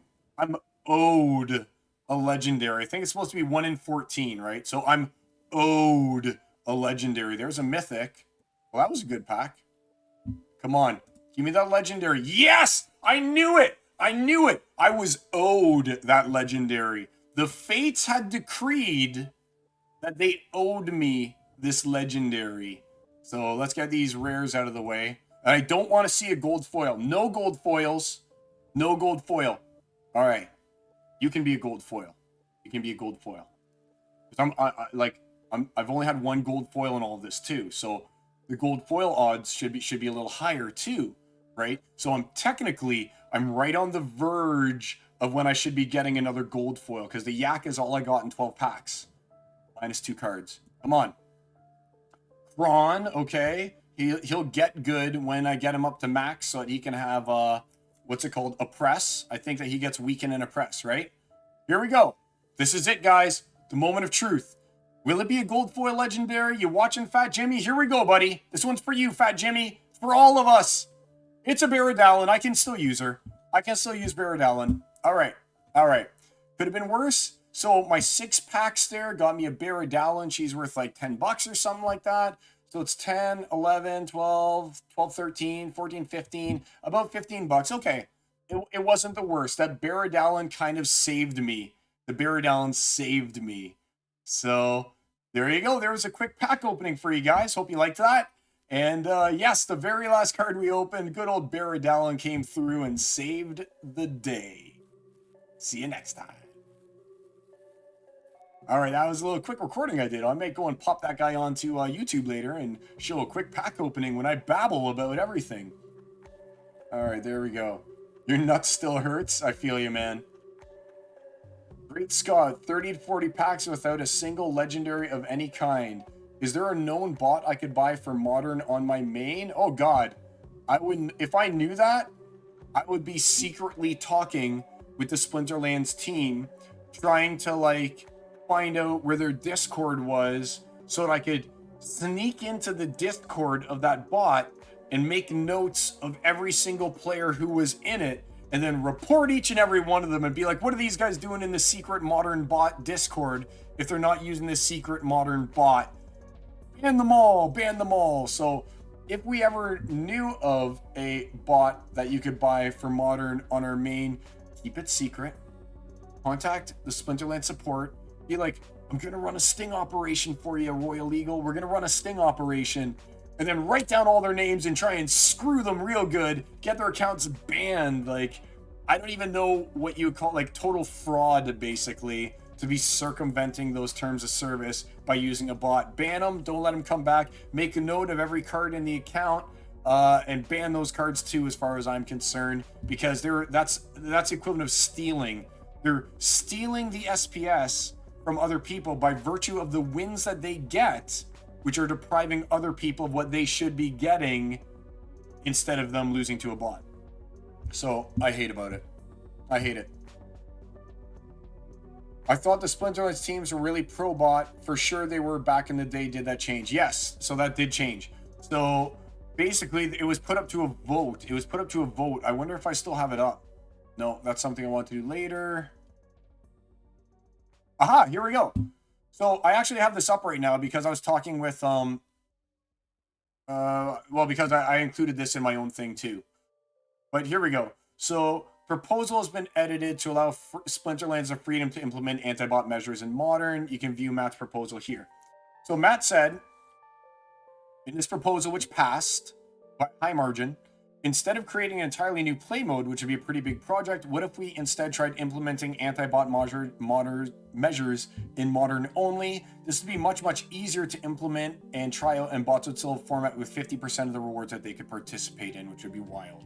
So they basically, the only reason that they started anti-bot was because this proposal basically passed. And it said that they would create a temporary ranked mode with anti-bot measures. The league will be a copy of the current ranked system with the additional anti-bot solutions. 50% of the current reward pool will be used to fund rewards. At such a time when humans and bots can compete equally, then the teams will be merged again. So I hope that they never merge the leagues again, but they're definitely not doing the 50% with each one, and I'm going to talk about that a bit later on as well. Oh my god, it's already 10:13. I told you guys, sometimes I just talk, and all of our beautiful time that we could be spending battling each other just evaporates, and me talking nonstop for 2 hours until my voice is sore. But sometimes that's the way the cookie crumbles, right? All right. So there we go. So this is, I'll actually go ahead and I'll post this into the chat. So if you guys wanted to read it, this was the actual Peak D post with creating a temporary ranked mode. Well, this is afterwards. Hey, good night, Great Scott. This is afterwards, actually, Great Scott, though. When they did implement it, they put in the terms of service that bots were not legal in the modern format. So it's actually, I don't know if I can find the terms of service because it's help. I don't know. It's hard to find them. Service. I don't know where the terms of service are. But it's somewhere. And in the terms of service, it says there's no botting in tournaments, brawls, or modern. So it says that in the terms of service, and I got no idea where it is. But it exists somewhere within that. All right. Let's go ahead here. Let's play a game. Let's take a break. We're going to play a game. I got 2 battles for you today. I got 2 battles. So we're going to play a Silence Classic here. We're going to play Celebrity Deathmatch. All right? So for those of you who never played before, here's how it works. Through my battles, if I ever get to face a name brand Splinterlands personality. So in this case, I've got Yabba Matt. All right? I've got Yabba Matt. What your job is to decide, yep, there will be the Ducky Doubler. Your job is to decide who you think it is that won this battle. So all you have to do, your job is just to guess, all right, Silence is battling Yabba Matt in this case. Who won? Was it Silence or was it Yabba Matt? And whoever gets the right answer gets all their names get put into a duck race, and whoever wins the duck race will get a reward. So your job right now, guys, is for you to tell me in this next battle who you think won between I the Psy and Yabba Matt. That's your job. In the comments, write down who you think it is that won this battle. Was it Yabba Matt or was it Silence? And then I'll play the battle. And those of you who guessed correctly will go into the duck race along with the Ducky Doubler for a prize. So while you guys are getting that in there, let's see what the prize is going to be. I'm going to make it something to do from Rebellion. I'll make it something to do from Rebellion. Nice Rebellion rare or something like that. Have bonuses of. I have very few bonus Rebellion rares right now. Let's do a Sea Dog. Ooh, 32 cents. What is this? Listed for sale. I'll take one off. I'll take one off the market. Yeah. All right. So I'll give you one of my delicious Sea Dogs of 8. 32 center here. Woo woo! I love the Sea Dog of 8. Remember when I did my my top 10 most overlooked cards that are common and rare, and I put Sea Dog of 8 on it? He's a boss, man. Sea Dog of 8's a boss. All right. So let's go ahead. Let's get your bids in. Okay. Hey, Bormalis, 1981. I was born in 1980. I got you by a year, Bormalis. Get your bids in, guys. I'm going to give you guys another 30 seconds in case you guys got like one of those stupid ads that shows up sometimes. It gets me, oh, you got a whole 2 pennies for this ad that we basically forced you to put in because we nonstop harass you unless you do it because we want our ad revenue too. Pop it in. Let me know who you think it was. I'll give you guys another 20 seconds here. And then we'll run the battle. And then the winner will go in for a Sea Dog of 8. I'll pop in the Ducky Doubler. So if the Ducky Doubler wins, oh yeah, here's the Ducky Doubler rule. If the Ducky Doubler wins, I will double the prizes and run the duck race again. All right, so everyone wants to see the Ducky Doubler be the winner here because then you double down on the reward. Another 10 seconds. I'm gonna put a bunch of stars, and we'll call it quits for this one. And then I've got one more battle for us. In 3, 2, 1. All right. Here we go. I got the last stars. So if you didn't get it in, we're going to play it now. And now it's kind of too late because you'll know the answer. All right. Good luck, everyone.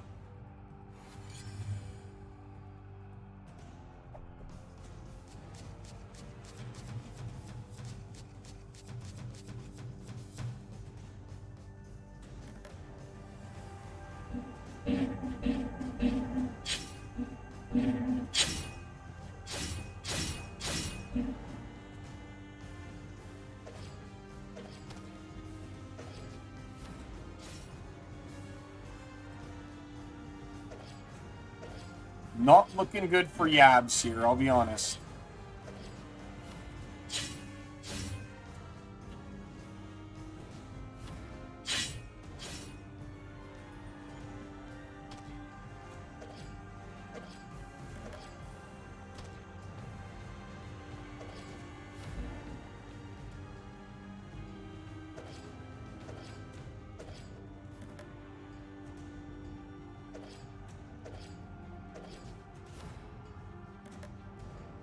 Sorry, Yabs, you're going down, my man.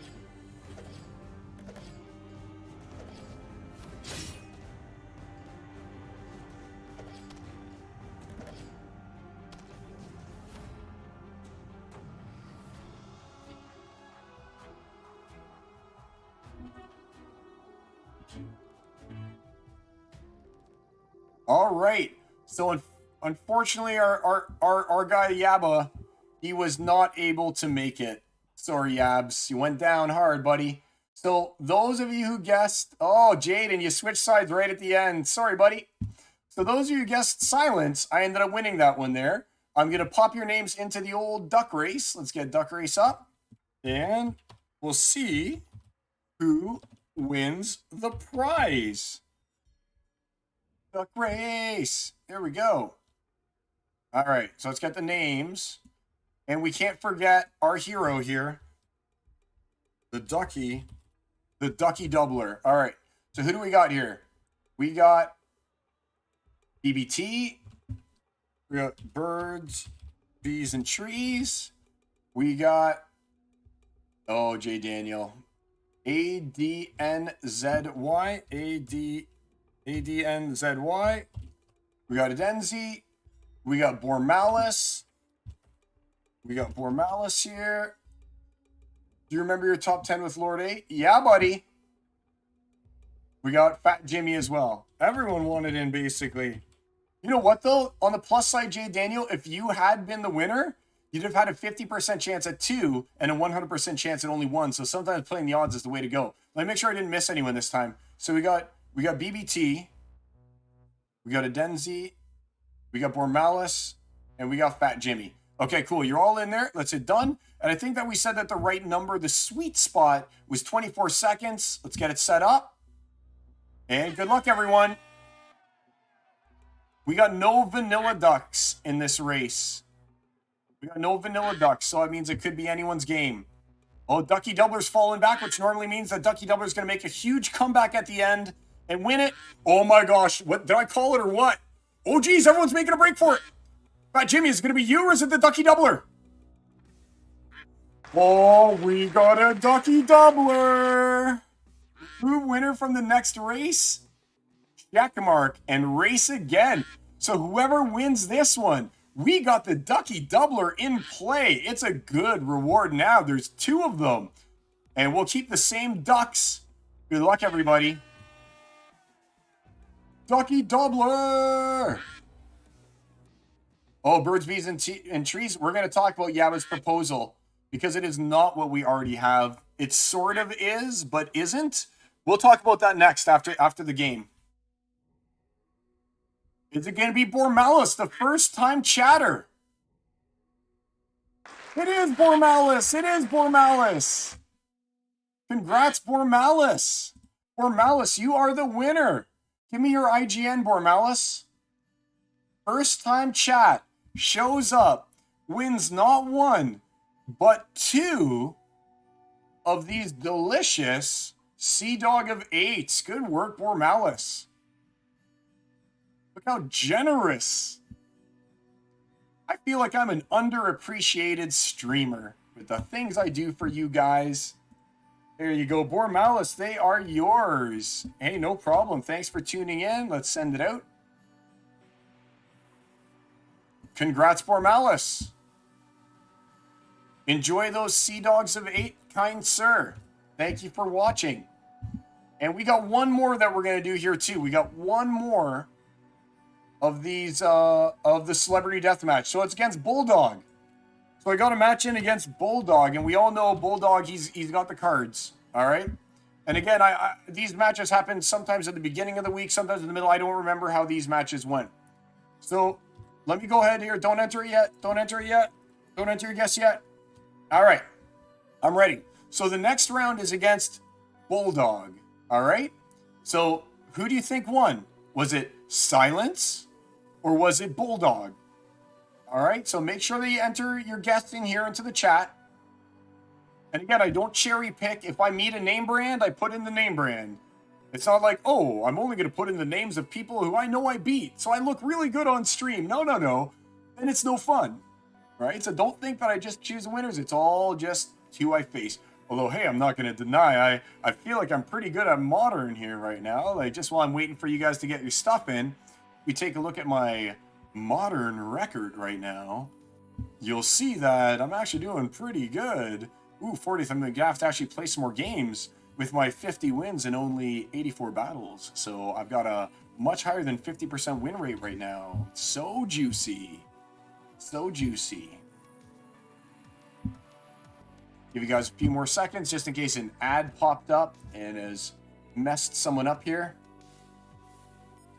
Ooh, Jay Daniel once again going to be the odd man out, trying to take it all for himself. Let's see what we got for you guys too. See what we got for Rebellion. I need to upgrade him too badly. I can't give any out. All right, let's do. Oh, you know what? Let's do that Thalandor Archer that I just got. It's a 36 center man. There are no cheap rares in Rebellion. I'm like, oh, I'll give you guys a rare, and man, there's no cheap rares in Rebellion. So we're gonna go for this Thalandorian Archer, and please don't be the Ducky Doubler, or I'll have to literally buy one off the marketplace. Oh, you won the Kinjo last time, so the antagonist now. All right, I got it. It all makes sense. It all makes sense. All right, 10 seconds more, and then I'm putting in these asterisks, and we're going to do the battle. We'll see who wins this one.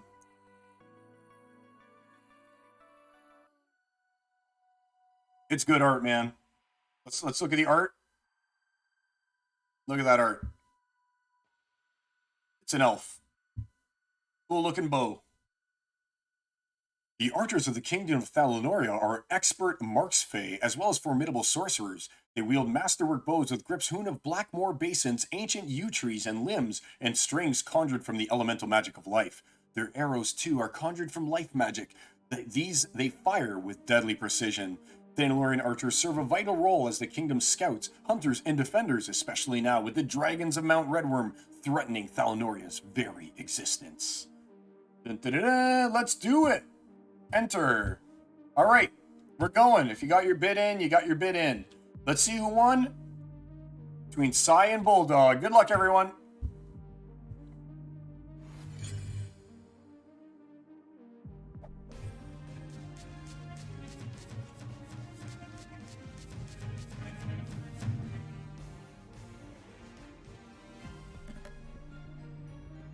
Oh, bro. Chaos Orc, you know it's over.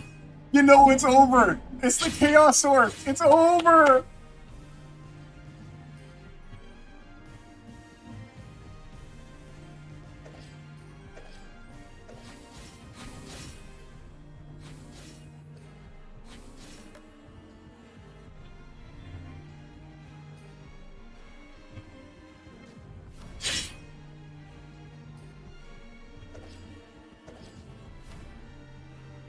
He should have used that weapons trainer guy here instead of the swamp spitter. He should use the weapons trainer guy that gives archery, and then his healer guy would have been hitting for 3 as well.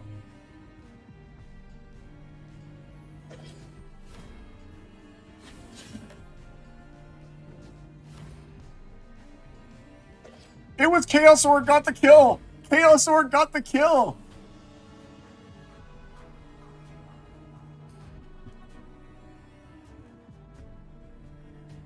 All right, looks like it was silence again. Booyah! All right, and I gotta say, I swear, Bulldog, every time he faces me in Modern, he's probably like, damn it, it's silence in his stupid Chaos Orc. Because if you remember from last week, I also faced Bulldog, and I also used Chaos Orc against Bulldog and beat him.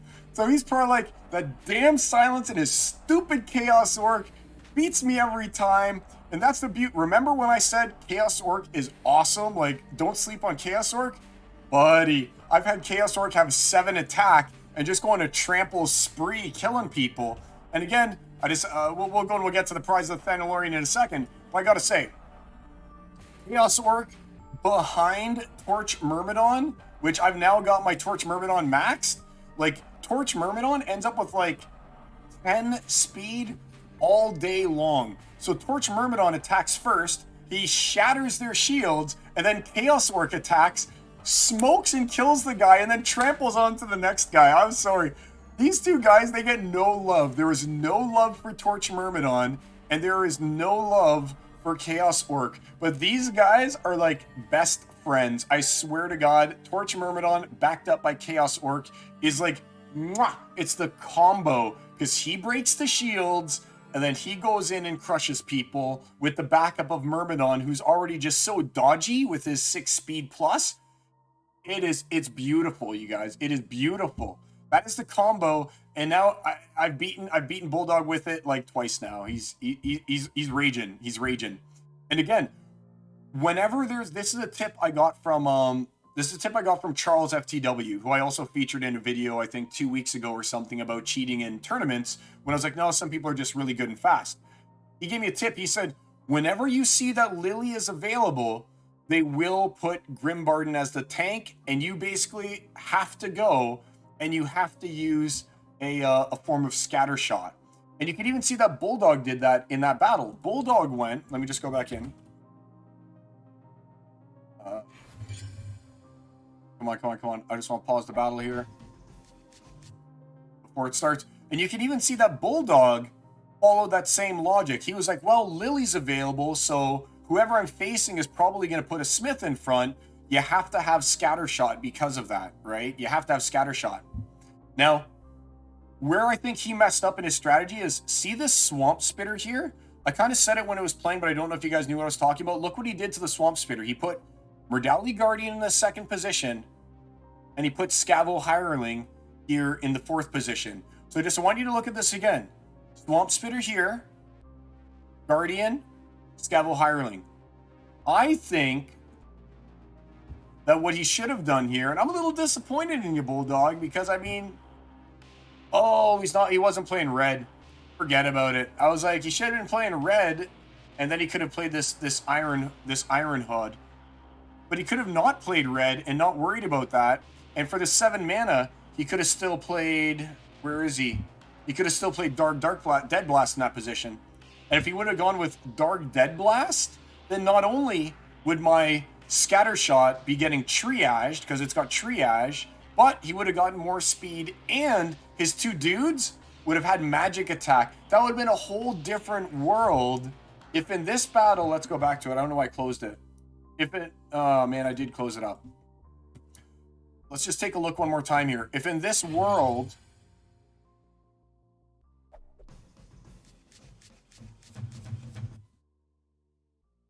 if this guy would have been Dark Dead Blast, I'll bet he would have won that no problem at all. My speed wouldn't have meant anything. Let's actually do a test here. So if this was Dark Dead Blast, let's see what would have happened. Copy again. Close. Close. Let's go to Xbot. Paste that in. Import. All right. So right now, he's got a 44% win chance right now with his existing team. 38, 47, sub 50 with the team that he has, okay? So he's got sub 50. Let's see what would happen now if I took out Swanser. This is how you get good, by the way, okay? I'm going to post Battle Vision.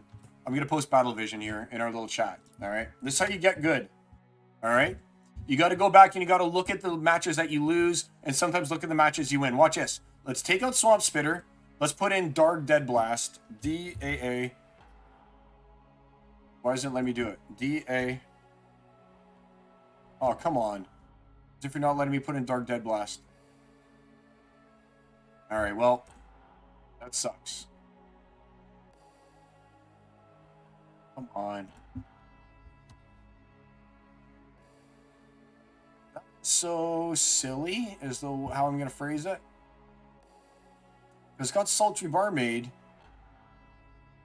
It should have Dark Dead Blast here. Does he not own Dark Dead Blast? Is that why it's doing this to him? No way that Bulldog doesn't own Dark Dead Blast. That doesn't even make sense.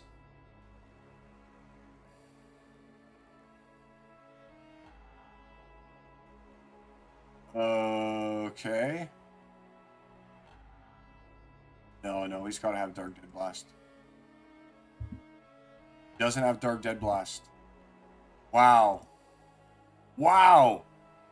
I can't even look at... Man, I guarantee you that if he had Dark Dead Blast, he would have won that. Imagine his Murdali Guardian hitting my Chaos Orc for 3 magic, and then his Scavo Hireling hitting for 3 magic, and then his next guy, like the Darg, hitting Flame Method for 3. He would have won for sure if he owned a Dark Dead Blast. That's just a failure on Bulldog's part there. I don't know what to say, Bulldog. I am disappointed. I am disappointed. All right, let's get to the prizes. Let's get to the prizes, okay? Head out to the duck race. Let's edit the list. And Jay Daniel, oh man, once again, your way of thinking. You see, you went with the gambler's fallacy, right? My favorite thing, and you didn't end up getting in. So let's go birds, bees, trees, birds. What just happened here? It said birds. Oh, what's going on? All right, I'll have to reload. Something happened.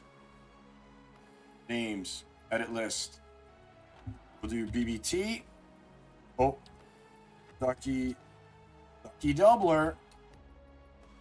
Fat Jimmy. Or Malice again. And we got ADNZY, Adenzi. There we go. Okay.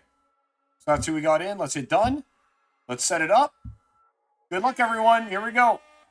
And once again, we've got no vanilla ducks. No vanilla ducks.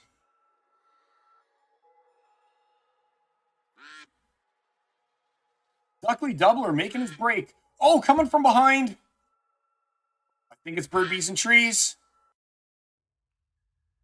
It's BBT. Congrats, BBT. You said you loved the Thalonian Archer, and now you get it. Right? It was you who said you loved it, right? Yes, it was. Right? It was you. All right, Birds, Bees, and Trees. Hook me up. Give me your IGN. Just tell me where I should send that Thalonian Archer. I'll send it to you.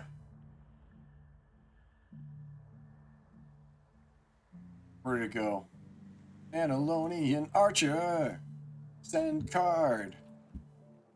Birds, Bees, and Trees. I should have known. Sounds like you're kind of an IGN. Congratulations, BBT. Ta-da! Thalonian Archer. Yay! Hey, congrats. Thanks for tuning in.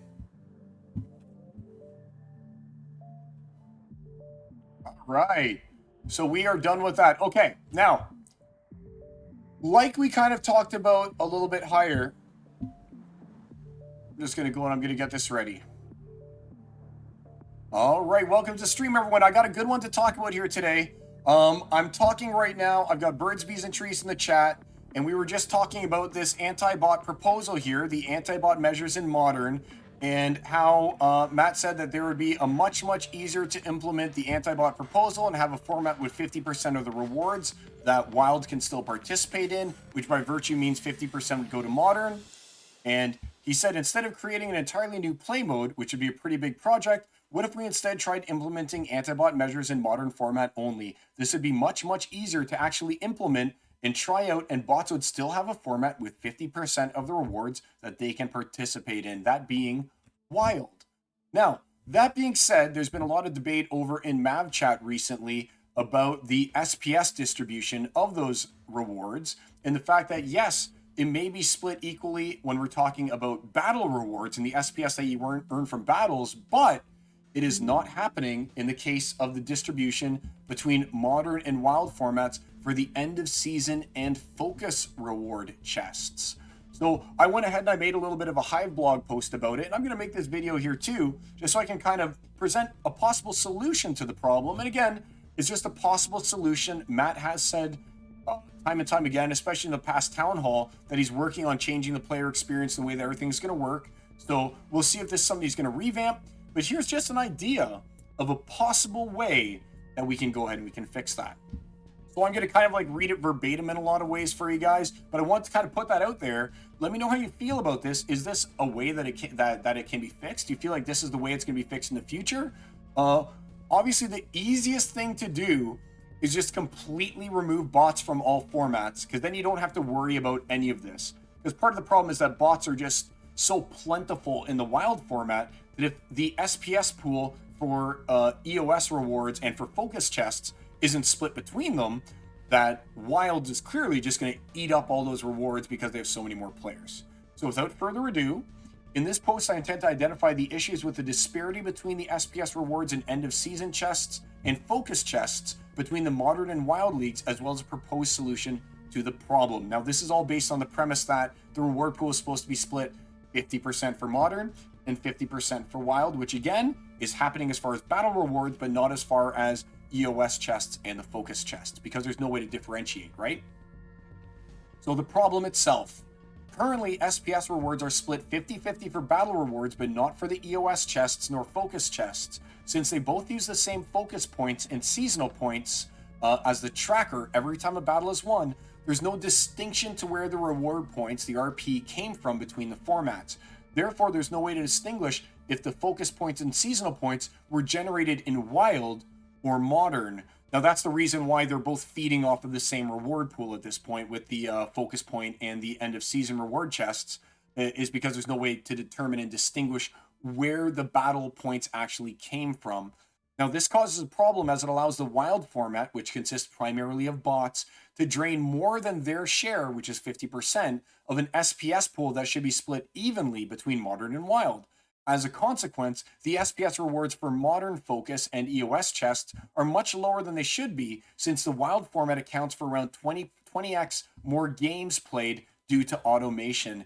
Now, here's the actual graph. And if we were to go over to Peak Monsters and we were to explore the dashboard, we'll just go and we'll take yesterday as an example, okay? We can see that in Wild, there were 430,000 games played in Wild. 430,000. And in Modern, there were 23,000. So that's literally like 20x, basically. Almost 20x the amount of games that were played in Wild versus Modern. So clearly, if there's that many more games being played in Wild than Modern, then Wild is getting a disproportionate amount of the SPS that should be split between Modern and Wild evenly, right? They're just getting so much more. So a solution. The easiest way that I can think of, and again, this is without removing bots from Wild, would be to split the reward points earned into two separate trackers, and you end up with one tracker for Wild and one tracker for Modern. So the reward points that would be generated in Wild would increase the Wild focus points and seasonal points, and the reward points generated in Modern would increase the Modern focus points and seasonal points. And since you would now have a clear distinction between where the reward points were earned, we would be able to better split those SPS rewards between the leagues as was intended, with the 50% rewards going to Modern and 50% going to Wild. Since the code already exists, it would be a matter of creating separate claim screens for each of the Wild and Modern formats for both the focus chest as well as the EOS rewards. And perhaps since there's already a Modern and Wild toggle that exists, the claims could just exist within each of those pages instead of being one combined claim that's shared between both screens. Because if we were to go right now back to our home screen here, our battle screen, you see that under ailments here where you have your quest, typically when it's time to go and collect the chest, it would say right here next to the chest, it would say claim, and up here next to the seasonal chests, it would say claim when they're ready as well. Now, you click on Wild, and you still have exactly the same screen pretty much, but now it's flipped to your Wild battles and everything. So basically, if the coding is there and it's easy to implement, you could just have the claim button be for the Wild chest that you've claimed when you're on Wild, same with the seasonal rewards you've collected on Wild, and the Modern claim chests, the claim button, be there for the Modern rewards, as well as the Modern, the Modern focus, as well as the Modern seasonal rewards. So you'd end up actually having to click 4 times instead of 2. Every day you would click on your focus point reward chest, and then at the end of the season, you click on your seasonal chests for Modern, and then you do the same for Wild. You click on Wild, and you click on Modern. So it would really split things up the way that it's kind of like intended, but that's pretty much one of the only ways I can think of that you'd be able to determine where were these focus points earned. Was it Modern or was it Wild? Now, that creates a few considerations. So the first thing is that would the focus point seasonal point difficulty requirements increase to earn chests between each league in a continual fashion as it is now? So what that means is the difficulty increases. You get your first chest that costs you 1 point. You get your second chest that costs you 2 points. You get your third chest that costs you 4 points. You get your fourth chest that costs you 8 points, then 16, then 32. Now, would you have it work that way within each one of the leagues? So in Modern League, it goes 1, 2, 4, 8, 16. And in Wild League, it goes 1, 2, 4, 8, 16. Or would it be kind of combined? Would it be like, no, doesn't matter if it's Wild, doesn't matter if it's Modern. Your first chest is 1, your next chest is 2, then 4, 8, 16, regardless of whether or not it's collected between Modern or Wild. So to rephrase that, would the RP requirements start at 0 and move up for each league, or would they continue to share the same focus point and seasonal point totals for the purpose of the focus and end of season chests? Now, there are benefits to each one of those views. It's not just cut and dry of, oh, well, one's definitely better than the other. So the first one is if they were to continually increase in difficulty like they do now. So we remain status quo. Your first one costs 1, 2, 4, 8, 16, and so on. Then the reward card distribution remains static. Now this is important because that means no inflation, as the same amount of chests would be given out since the difficulty to earn each chest gets progressively higher under the current system. This may not incentivize playing in both formats, however, as there's no additional benefit to doing so. Now, if they had separate trackers, you'd be able to earn more chests because you'd have a lower difficulty in each league as you start. So like I said, Modern would be 1, 2, 4, 8, 16, and Wild would be 1, 2, 4, 8, 16, instead of it always being, no matter if it's Wild or Modern, 1, 2, 4, 8, 16. So that would mean that each chest would have less overall SPS because more chests are being opened, but there would be more reward card inflation because more chests means more reward cards being opened since more chests are opened. This would, however, encourage playing in both formats since more chests could be earned by doing so. So to make an example of this consideration, if you could right now play in just Modern and you could earn 10 focus chests, but under the new system of 1, 2, 4, 8, 16, 1, 2, 4, 8, 16, like not progressively harder between the two of them, you could earn 12 because you'd earn 6 in Modern and 6 in Wild, then that would be the difference between the two examples, right? One of them you get more chests because you can earn more for the same amount of points used between Modern and Wild, and the other one, like we have now, you just earn the same amount of chests. It doesn't matter where the RP come from. I personally lean towards option A, since that's the status quo right now. It would require less coding, and it results in less reward card inflation and more SPS chests on a per chest basis. But the side effect is that less Modern players would go into Wild, therefore you wouldn't invest in as many Wild cards because there's no additional benefit to you playing in both Modern and Wild because you won't be earning those extra chests. And conversely, Wild players wouldn't buy as many Modern cards, as there'd be no benefit to playing both formats either, since the same amount of chests could be earned just playing in Wild. So the play and economic benefits to each of those sides aren't as clear-cut as they may appear. You may say, no, that's crazy. Why would you ever want to go ahead and make it so it's 1, 2, 4, 8, 16 for Modern and 1, 2, 4, 8, 16 for Wild instead of them both being on the same chain? That would be to encourage play in both formats, right? Because if you could earn more chests playing in both, then maybe it's to your benefit to buy a few of those Wild cards so you could really succeed in Wild, or to, instead of only playing in Wild, also branch out and play in Modern to earn again those reward chests, more of them. And that to be honest, might encourage you to buy more Modern packs if you're a primarily Wild player to be successful in Modern, so you would be able to actually win there and get the bonus chests. So that's kind of the way that I look at it, at least, is that there's pluses and minuses on both sides, but one causes more card inflation, and that's if we were to go ahead and kind of start from zero both ways. Now, the second consideration that was brought up to this when I kind of talked about it a little bit in chat was, how would the daily chest limits be impacted? Because some people might not want to play in both formats. They might be specialists in only one format, right? So we would not want to negatively impact the play experience of those who would prefer to stay in only one league, even though the focus point and seasonal points would now be split. And that leads to the consideration of how to deal with the daily chest limits. Would we still have 30 chest limit? Would we have a 30 chest limit in each league? So this would allow up to 60 chests a day instead of just 30. And it would encourage a lot more play between both leagues, because if you can now earn 60 chests, maybe you'll want to earn 30 in Wild, and you'll want to earn 30 in Modern. That's a lot more play points being purchased, and a lot more play time going into the game, right? But the trade-off is that it would obviously impact those reward cards and their inflation, and it would dilute the SPS rewards in each chest, since more chests would be opened. Now, another one of the options for that is you could restrict the maximum chests to only 15 in each league, right? That would still be 30 total, but now you could only earn 15 in Modern, and if you wanted to get up to the 30 chests, you'd have to earn the other 15 in Wild.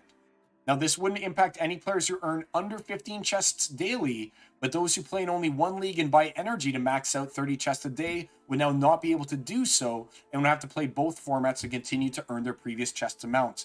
I think that this would mostly impact like bronze silver players, the types who are like, well, for one DEC, I bought an extra energy, and then I use that energy, and it earned me half of an SPS, which is worth more than one DEC, and that's how they keep rolling and getting their 30 chests a day, is they get a win, get SPS, burn the SPS for DEC, spend one DEC, for example, to get another energy, and then they just keep playing until they have the 30 chest, which I think is kind of an exploit anyway, if you're able to buy energy for less than what you're actually having to spend into getting the rewards, right? That to me sounds broken anyway. Now, you can also have a 30 limit combined between both leagues, which is kind of like what we have right now. You can only get a maximum of 30 chests. This will continue the status quo of a 30 chest limit, regardless of in which league they are earned and the difficulty required to earn them. And if we did need to implement a separate tracker that said total number of chests earned today, or even just split it up into one tracker that says chests earned today in Modern, and a second tracker that says chests earned today in Wild, then that's also a consideration we could do as well. So my final thoughts on the subject are, one way or another, the SP should be divided evenly between the leagues for purposes of focus and EOS chests and not be a combined pool. This was always the intention in creating the anti-bot measures that were outlined in that Peak D article that I read you, with again the emphasis being placed on the following quote, which would be, this would be much easier to implement and try it with bots, and you'd still have a format with 50% of the rewards that they can participate in. But like I said, right now that 50% is not solely in Modern. It's being eaten up by mods because the focus chest and EOS chests are still coming out of a combined pool with 20x more games happening in Wild than in Modern. So Modern is not getting its 50% of the share. Wild is getting like 80% of all of that, and Modern is maybe getting 20%. So since right now the objective has not been achieved due to the mismatched proportions of the SPS distribution between focus and EOS chests in Modern and Wild, we need to come up with a solution for implementation. This post is just a possible solution to that problem with considerations that need to be taken into effect. Since the rewards will be impacted, whatever we decide will come down to a DAO proposal and vote, but I hope that the post has at least elicited discussion on a possible solution, or at least highlighted the problem for further discussion. Thank you for reading, and in this case, thanks for tuning in and listening to me. I hope that if you guys have any questions or comments about this, definitely make sure to drop me a message, and I'll try and get back to you about it. What do you guys think about this kind of a proposal, splitting it up and having Modern and Wild be tracked separately, so we can also separate those SPS reward shares for the focus chests as well as the end of season chests? And I think that'd be a great thing for Modern, because if you think about it right now, if we want to focus on getting more players into Modern and more players buying Rebellion packs, the best way to do that would be to incentivize Modern play. And what better a way to incentivize Modern play than make those rewards just so juicy that you just want to play in Modern? Because instead of your focus chest having like 1.2 SPS in it or whatever like that, it now has 10 SPS as like a minimum in each one of your focus chests or EOS chests, because they're not all being eaten up by Wild, right? So let me know what you think about that. And if you're not signed up yet for the channel, drop me a like, share, subscribe, whatever you're supposed to do.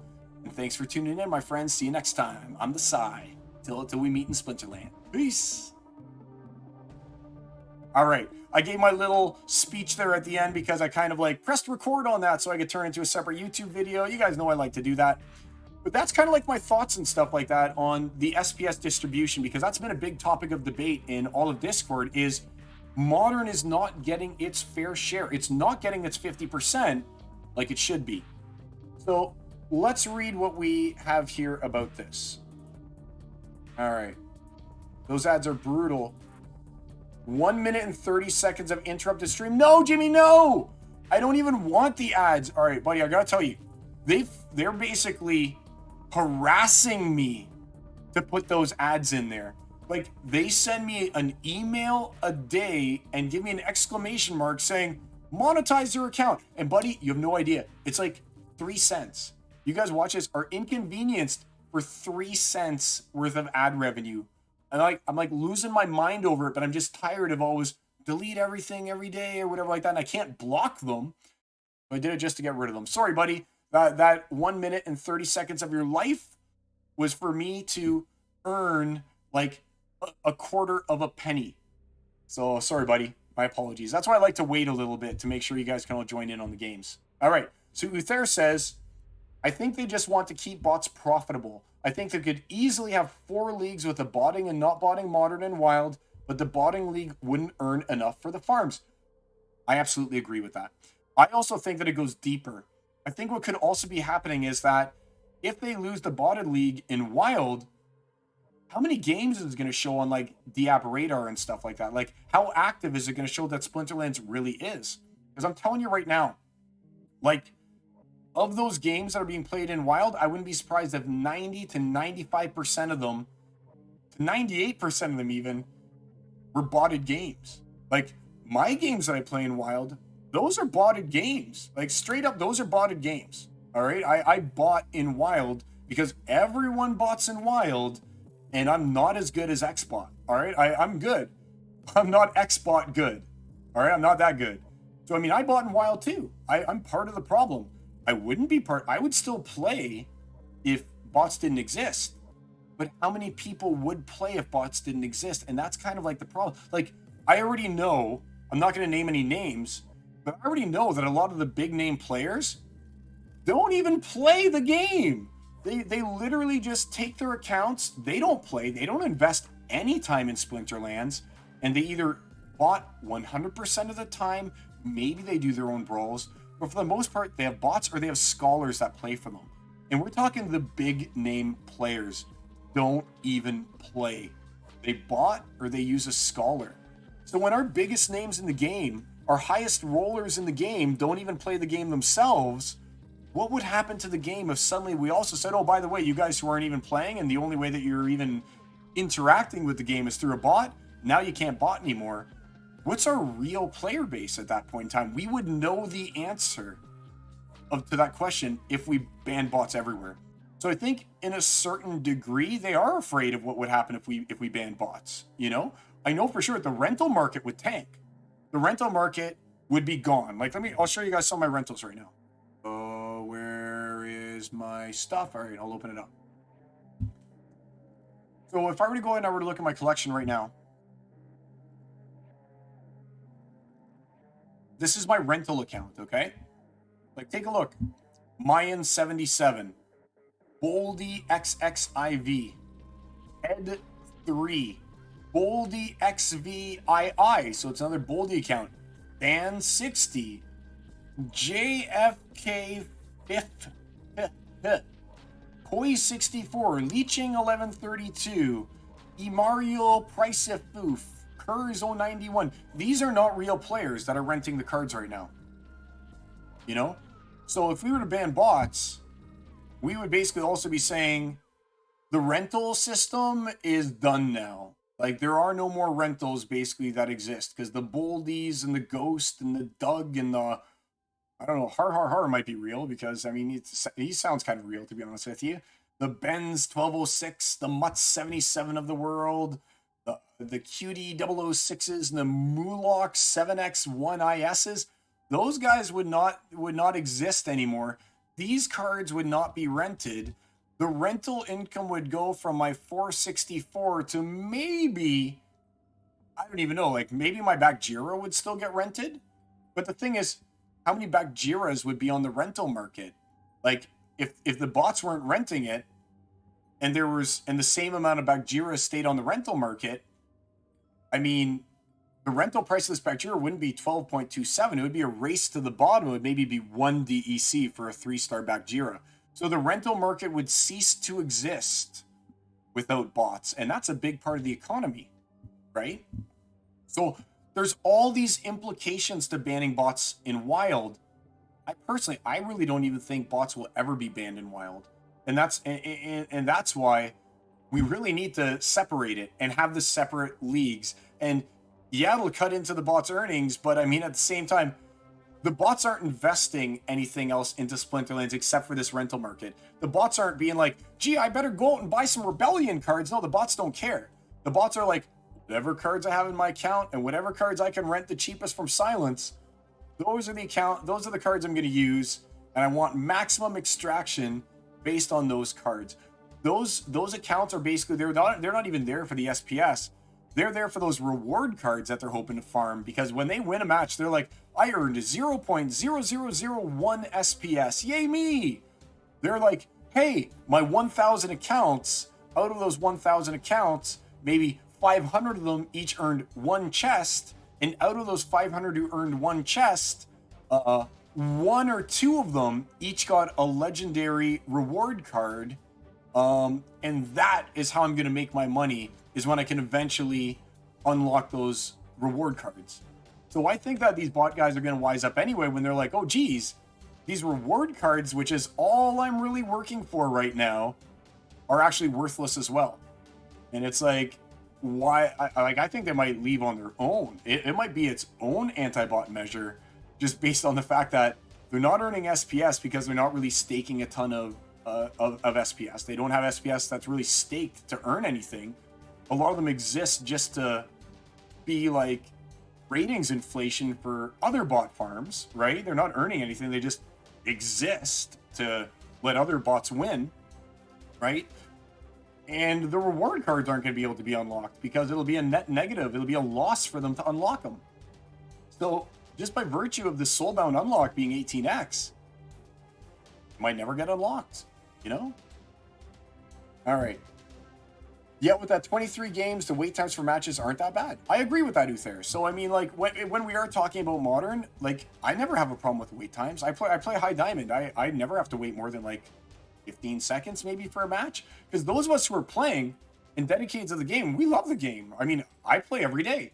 Some days I'll be like, ooh, I'm high enough on the leaderboard that I don't really want to risk it. Maybe I'll do like 1 or 2 modern games and I'll just let the bot do wild or whatever like that, because I mean, that's the way the system is right now, right? I mean, I want to get my leaderboard position spot, so I'll let the bot do some work. Like first couple days that I play, it's all hard work, but then the last couple days of the season, it's like retain that leaderboard position and don't like play a game, lose 30 points, then win and get +3, win, get +3, win, get +10, lose another 30 points. Now I'm down 60 points and I made 20 points back, and I won 8 games and lost 2, and I'm still net negative 50 points. You know, that's got to be fixed first before people like me are going to be like, I'm just going to keep playing. Like Matt said, he wants only upward movement.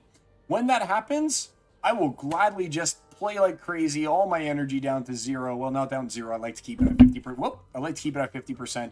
But I will just play. But right now, when I risk playing a game and losing 30 points and then having to win like 5 games in a row to make back that 30 points when I'm on the leaderboard, like, it's just not worth the risk of losing the leaderboard position if that's how you want to play. And I do want the leaderboard position, right? I'm not going to say, no, I'll just throw away that DEC.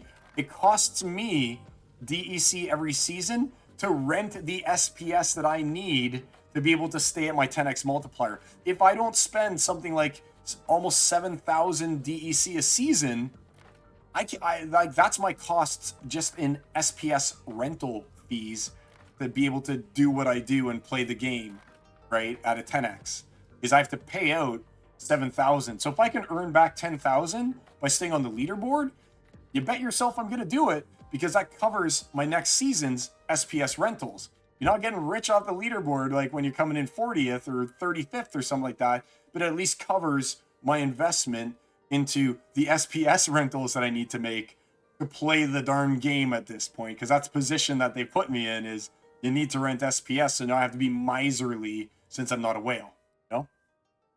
All right. Still shared energy? Yep. Still shared energy.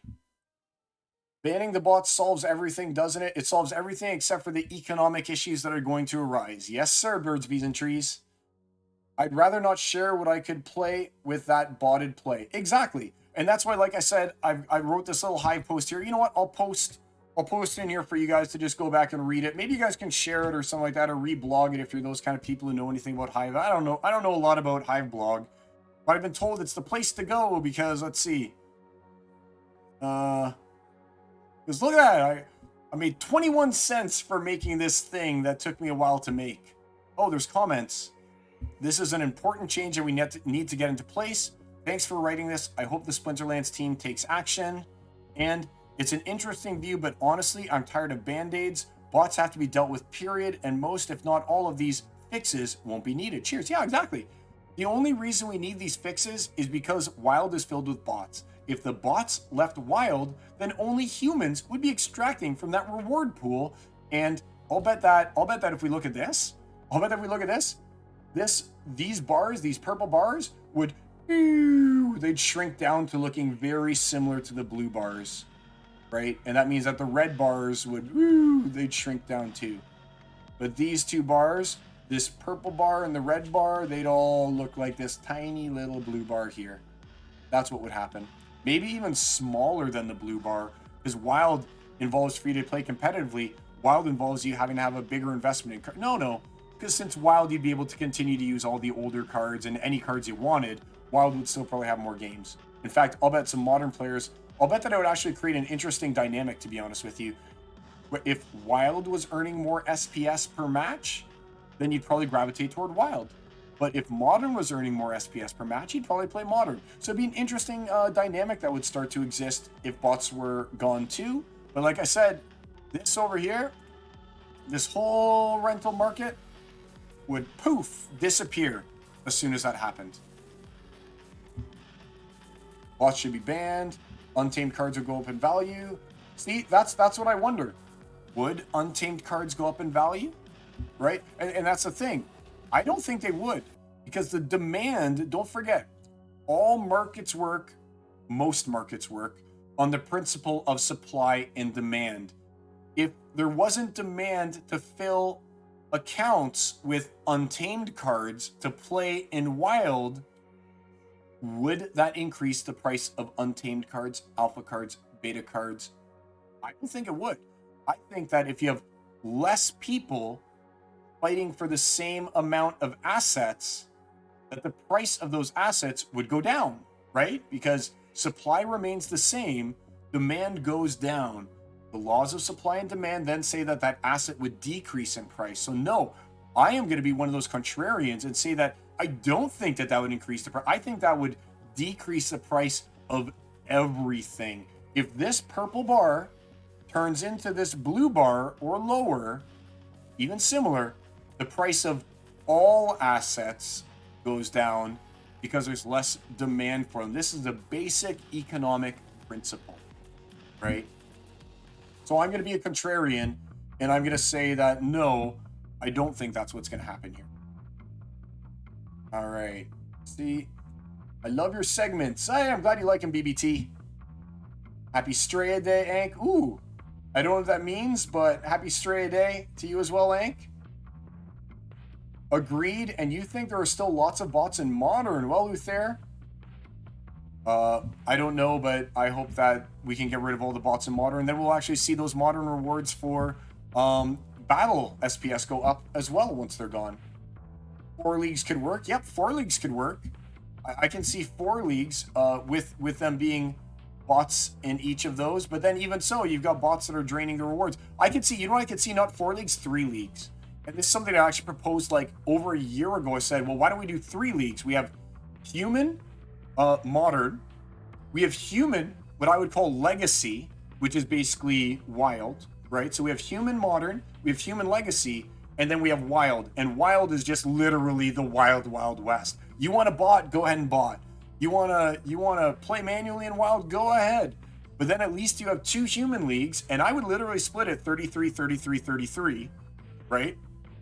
But you have 2 Human leagues that are getting 66% of the rewards, and then you're giving the bots 33%, which is just a concession to the fact that if you don't give the bots somewhere to go, they'll find a way to get into the juicy rewards. So yeah, I almost like it like you have to give them something, or else they'll just take from the places where they can benefit, and they'll be sneaky about it. There should be no starter cards in botting leagues, though. Yep, I agree. Bonus workday, more RB packs. Yeah, buddy. Hopefully you get some good RB luck. All right. Short-term price will decrease. But when you say short-term price will decrease, that's assuming that we're going to have another boom, right? You never want to make those assumptions. You say short-term price will decrease, but what's it going to take to make the price increase again? You know? Sure, we'll all be earning more SPS, but what are we going to do with that SPS? Where's the demand going to go for the SPS? Because we bled out pretty hard on SPS recently. What's SPS down to now? In the ones?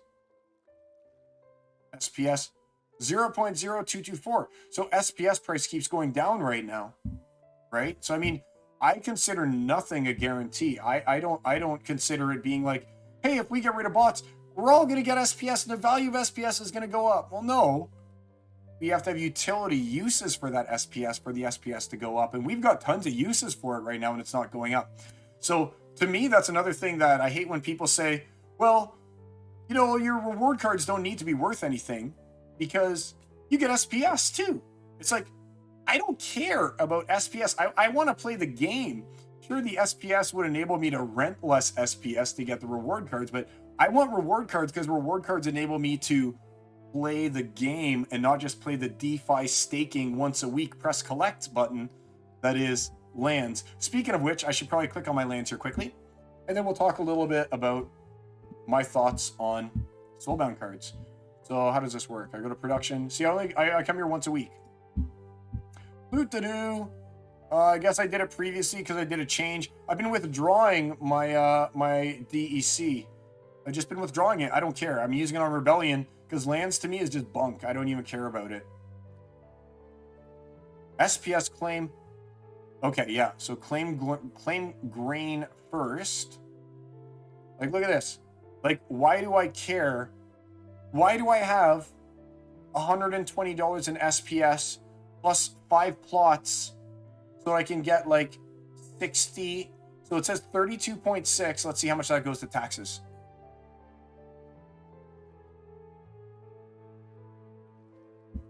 All right. Whatever, 30. Yeah, 32.6. It's like, all right, so I'm making 60 SPS, $1.20 a week, and it's costing me to do that. How do I get back? How do I get back? Production overview. It's costing me to do that $140 worth of DEC and all the cool cards that I have staked on it. Like all these cool cards that I've got staked that I could be renting out. Well, this is a pretty bunk one. All right, that one's pretty bunk. But, I mean, some of them have good cards on it, like gold foil legendaries and stuff like that. And it's just like, I don't even care. I just don't care about land. But it's part of the game, and I like to participate in every aspect of the game, so there we go. Oh, look, the bot's kicked in. Yay, the X-bot. I must have reached full energy because I'm not playing Modern right now because I'm securing my leaderboard position. So I'm not going to play Modern.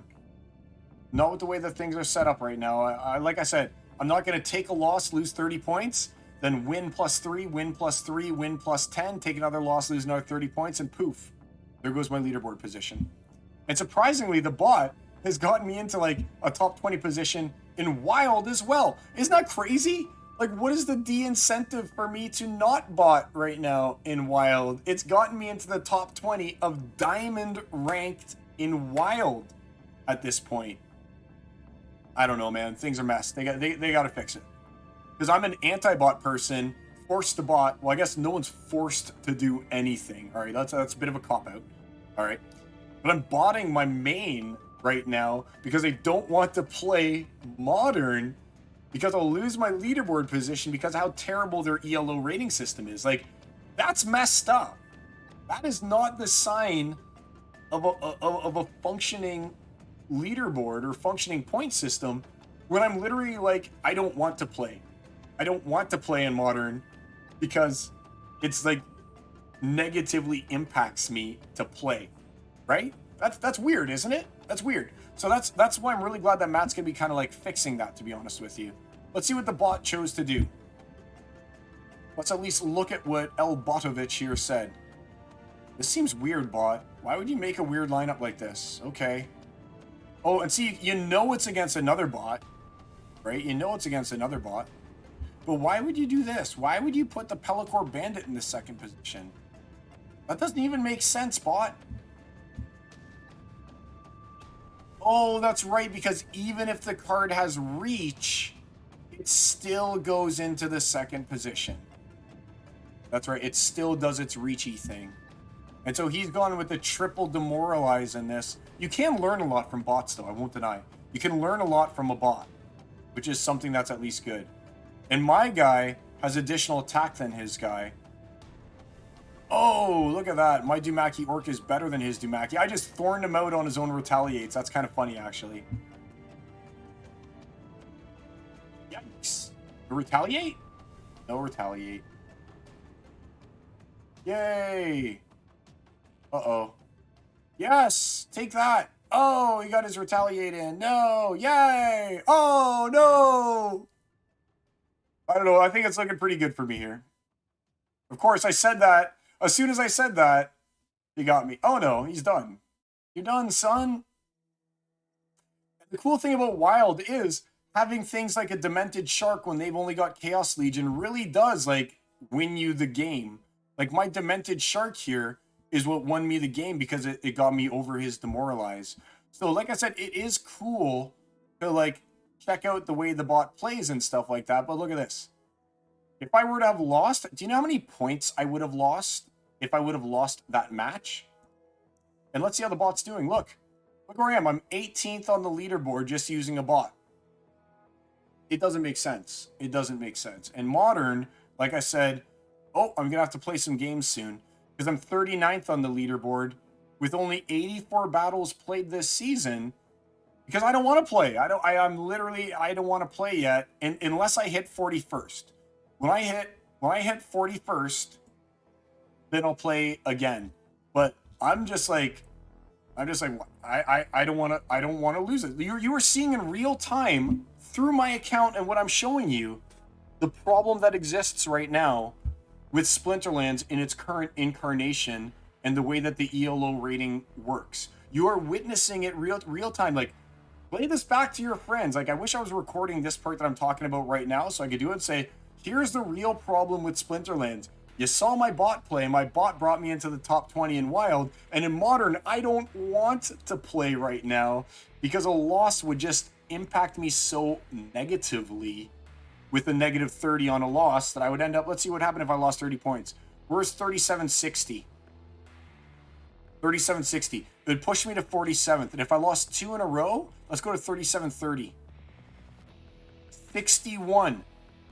I would not be able to recover from 61st place to getting back to 40th, I don't think, with getting like 3 points plus a win, you know, in order to try and pay for my SPS rental fees with this DEC win, right? Because I don't want to be negative on my SPS rental fees. I'd like to cover those SPS rental fees, and this would do it for me. But I'm always like, oh, I'm 41st. Please just win this battle. Please, I'm 41st. I need it so bad. You know, but I'm not going to risk it until I'm 41st. Weird, isn't it? Isn't that weird? That's weird. They should make it that energy is separate for Modern and Wild. Ank, that's exactly what I said. Ank, read the blog post I just made. Second position for Miss. Are any of these players not bots? Why even have the game? In Wild, no. All players are bots except for Royal Eagle. He's the only non-bot in all of Wild. Birds, bees, and trees. It's cool to learn. Yep. Jay Daniel, you're 43rd. Nice. 4-league proposal or 3-league proposal. And then maybe 6 leagues with Robot Wars leagues and new Robot War themed sets. Yep, I can see it. All right. Hey, you guys, it's going to be a long stream today because we are back. And now we're going to talk about Soulbound reward cards. I've been wanting to talk about them again ever since Matt announced the 18X on the Soulbound reward cards. And we know a little bit more about what's going to happen. We know they're going to be printed for another 5 or 6 months or so before the next set of Soulbound reward cards comes out. So that being said, I wanted to do a little bit of a talk about Soulbound reward cards. Let's figure out how I can actually get them back here. Well, what's going on? I'm in the market. Hold on a second, guys. Woo! It's going to be a long night. Okay. Here we go. So, owned Soulbound. So, here's the Chaos Legion Soulbound reward cards. And these have been in print now for just over a year or just about a year at this point in time. And initially, when they first came out, I made a little bit of a video on things I love. Oh, the bot's probably going to start to play here. Things I love about Soulbound reward cards. And now I want to kind of revamp that. I'm going to give you 5 things I love about Soulbound reward cards, but also 5 things I dislike about Soulbound reward cards. And I used my awesome little, my Crayola crayon thing here to write this up on one of my kids' scrap pieces of paper. So I'll do a little bit of a read off here on the things I like and the things I dislike about Soulbound reward cards right now. So, start off with a like. And this is a weird one, okay? What I love about Soulbound reward cards, and you guys are going to be like, that's really strange, is the RNG element. I love the fact that you don't know what you're going to get when you get a Soulbound reward cards. There's this moment when you get a chest and you click on the chest and you see that chest start to rumble. There's that moment, kind of like Schrodinger's cat, when the cat is both alive and dead at the same time, when that chest is both an Ava and an Iziar at the same time. And I love that RNG moment when you don't know what it actually is, and then you're like, yes, it's an Iziar, or no, it's an Ava. And you get to like really enjoy the moment. So that's one of the things that I love about Soulbound reward cards is the RNG. But one of the things I dislike about the Soulbound reward cards is also the RNG. So I both like and I dislike the RNG. Bet you never saw that one coming. I love the RNG when it's in my favor, but when I've been looking at things like, you guys who follow my streams know how long I've been trying to get myself this last Usit, my Usit number 6, so I can finally go ahead and give this Usit heal, because I lose a lot of magic only matches because he doesn't have heal. You guys know how long I've been waiting for this Usit, and instead of getting the Usit I need, I'll be rewarded with yet another Soriel of the Bale.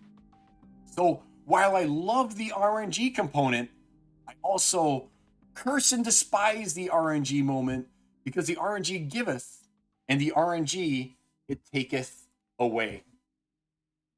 So another one of the things I love about Soulbound reward cards, all right, is actually, yep, the Fizz, you know it, is I love the engagement that the Soulbound reward cards get. And sure, I mean, if I were to be botting or something like that, you also get RNG, you also get Soulbound reward cards, but you still have to play.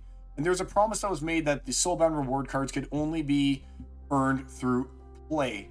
And that keeps me coming back every single day, because I want to make sure that I earn my chests, to make sure that I go and I get my reward cards and end up being able to continue to earn them, build up my collection, try and get this Musa Celine, the last 2 I need to get this guy up to like the 4th star. And unless I'm earning reward chests, and unless I'm earning these Soulbound reward cards, I'm not going to be able to progress my account up to the point where I need them.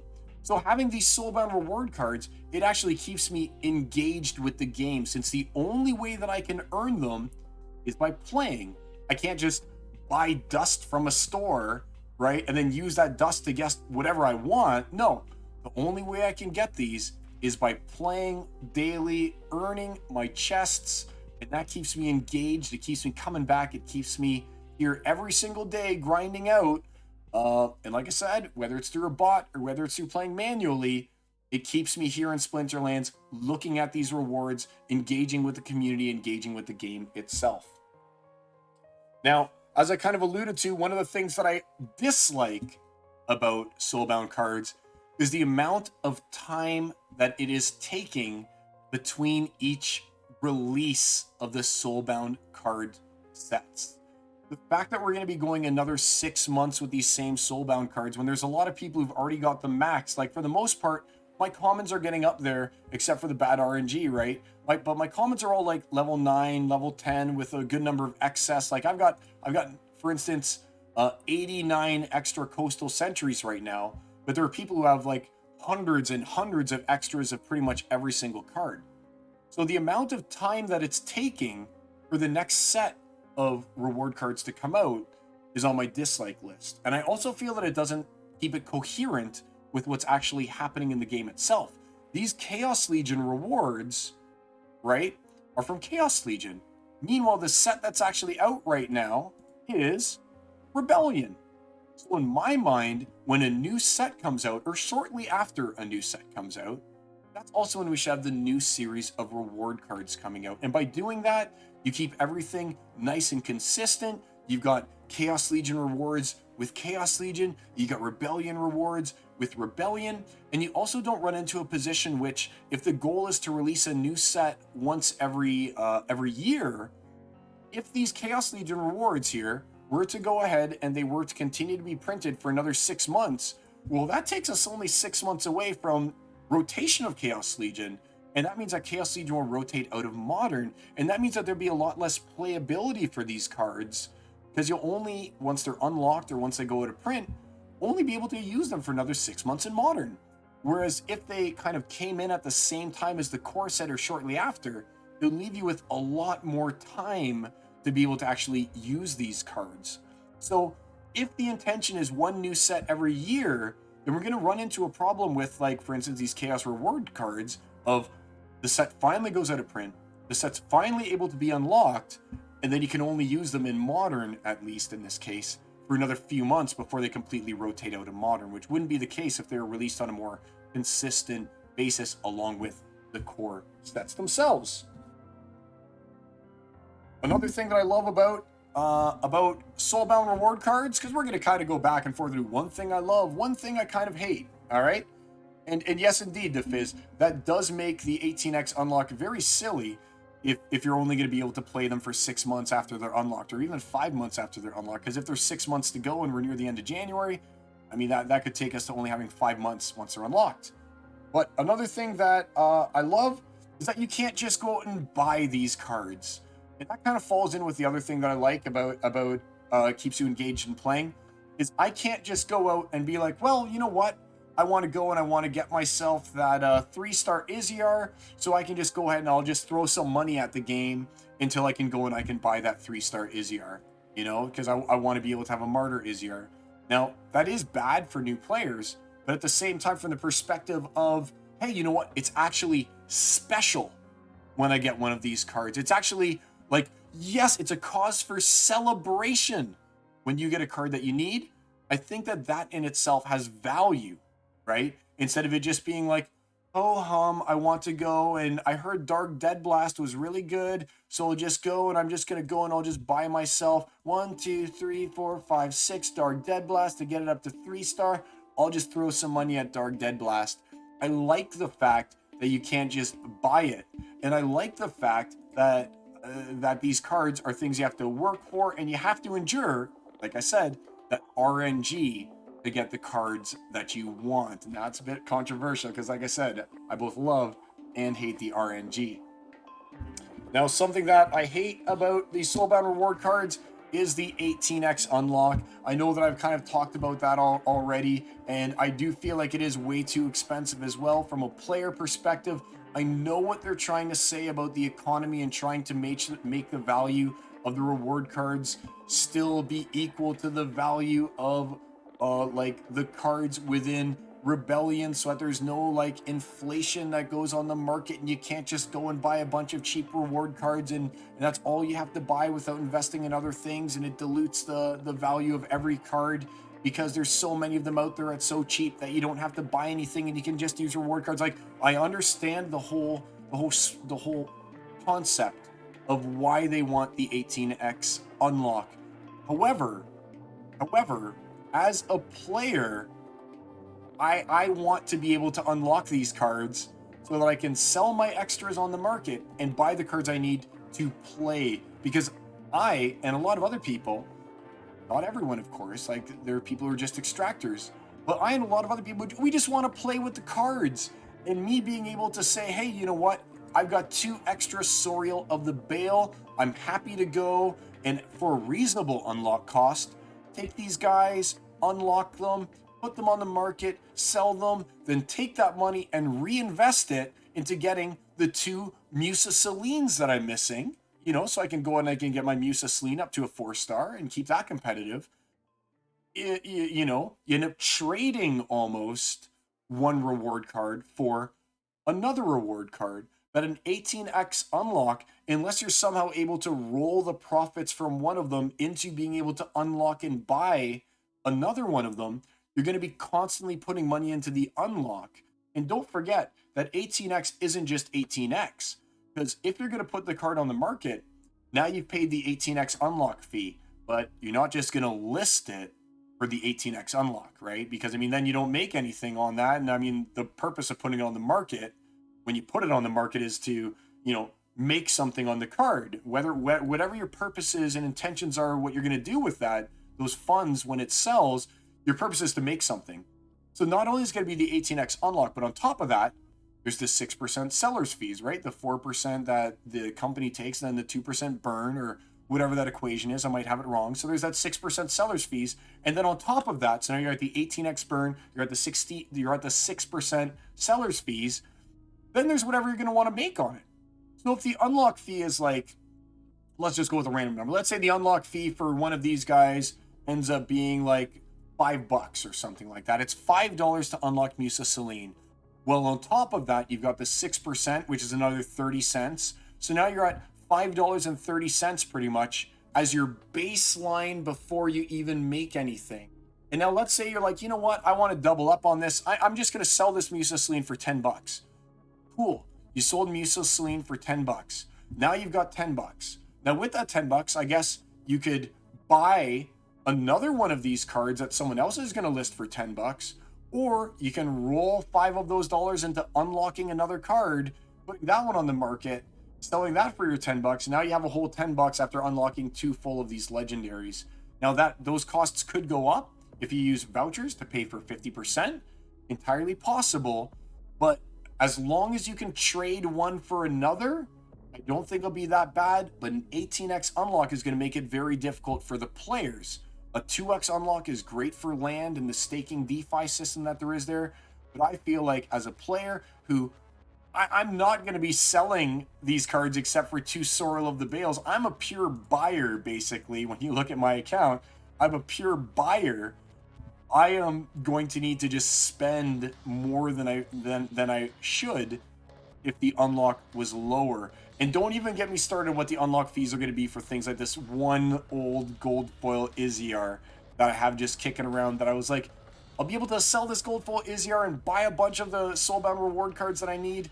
At an 18x unlock, I can't even afford. You can see up here, I can't even afford to unlock them. Which does pose the interesting perspective of, is there just going to be a peer-to-peer marketplace? When it could be like, hey, you know what? I will buy your Izzyar from you. I will pay the unlock fee as well as your profit so that you can afford to unlock the card and then transfer it over to me. I can actually see that happening as kind of like an alternate marketplace that begins to exist, is a P2P marketplace when they say, you know what, the unlock fee for this Izzyar is going to be, let's just say $150 or something like that. Or I'm just inventing random numbers that seem kind of close. The unlock fee is going to be $150. I will give you $200. You unlock the Izzyar, and that's going to cost you $150 of your dollars. You transfer me that Izzyar, you keep the extra $50. I can see something like that happening on a peer-to-peer marketplace. But I'm not a big fan of it being 18x, because I was hoping to at least be able to roll a lot of the cards that I have into other cards, and now it's basically like I'm looking at a 2-for-1. I'll have to unlock a card and sell it, unlock a second card and sell it, and then between those 2 cards and the unlock fees, maybe I'll be able to get one more of the cards that I need. So from a player perspective who's just a buyer, it seems steep to me. But there is hope on the horizon. I do have something here from Matt. Now, I do want to say that Matt did say, FYI, I didn't say it would be for sure exactly 18x, just that is what the baseline we should use. There are other factors to consider, like the work, the time, and the assets involved in earning the cards, for example, which to me makes sense, because if you're comparing it to a pack, you don't really work for that pack. You click buy, you know? You don't have to have other assets. You don't have to have a full, like, $10,000 collection, for instance, in order to earn these Soulbound reward cards. No, you just click buy. And you don't really have to, unless you're botting, invest time into buying those assets like that pack. No, you just click buy. And the time and the cards that it took you to earn those Soulbound, that should, at least, in my mind at least, be worth something.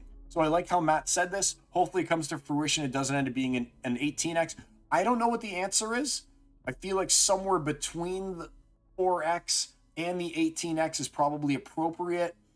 But again, I'm not a number cruncher guy. I I want the cards to play with Guy. Please don't charge me an arm and a leg to get something that is artificially increased in price because of the DEC burn mechanic behind it. I just want to be able to play, you know? And I think a lot of other players might feel the same way that I do. But that's one of the things that I don't like about reward cards right now. One of the other things I do love about Soulbound reward cards is the fact that they can give me a competitive advantage. And again, this goes back to one based on the RNG.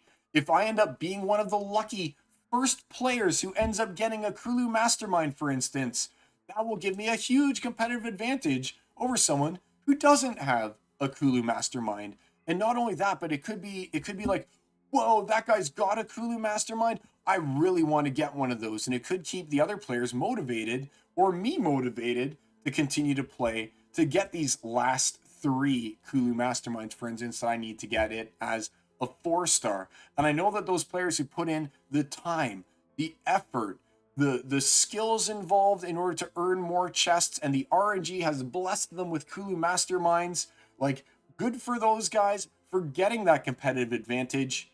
And the way that it will all even out in the end is with the unlock. When we can all unlock our Kulu Masterminds and our Izyars, then that will put us all on kind of a more balanced level, since you will be able to buy the cards.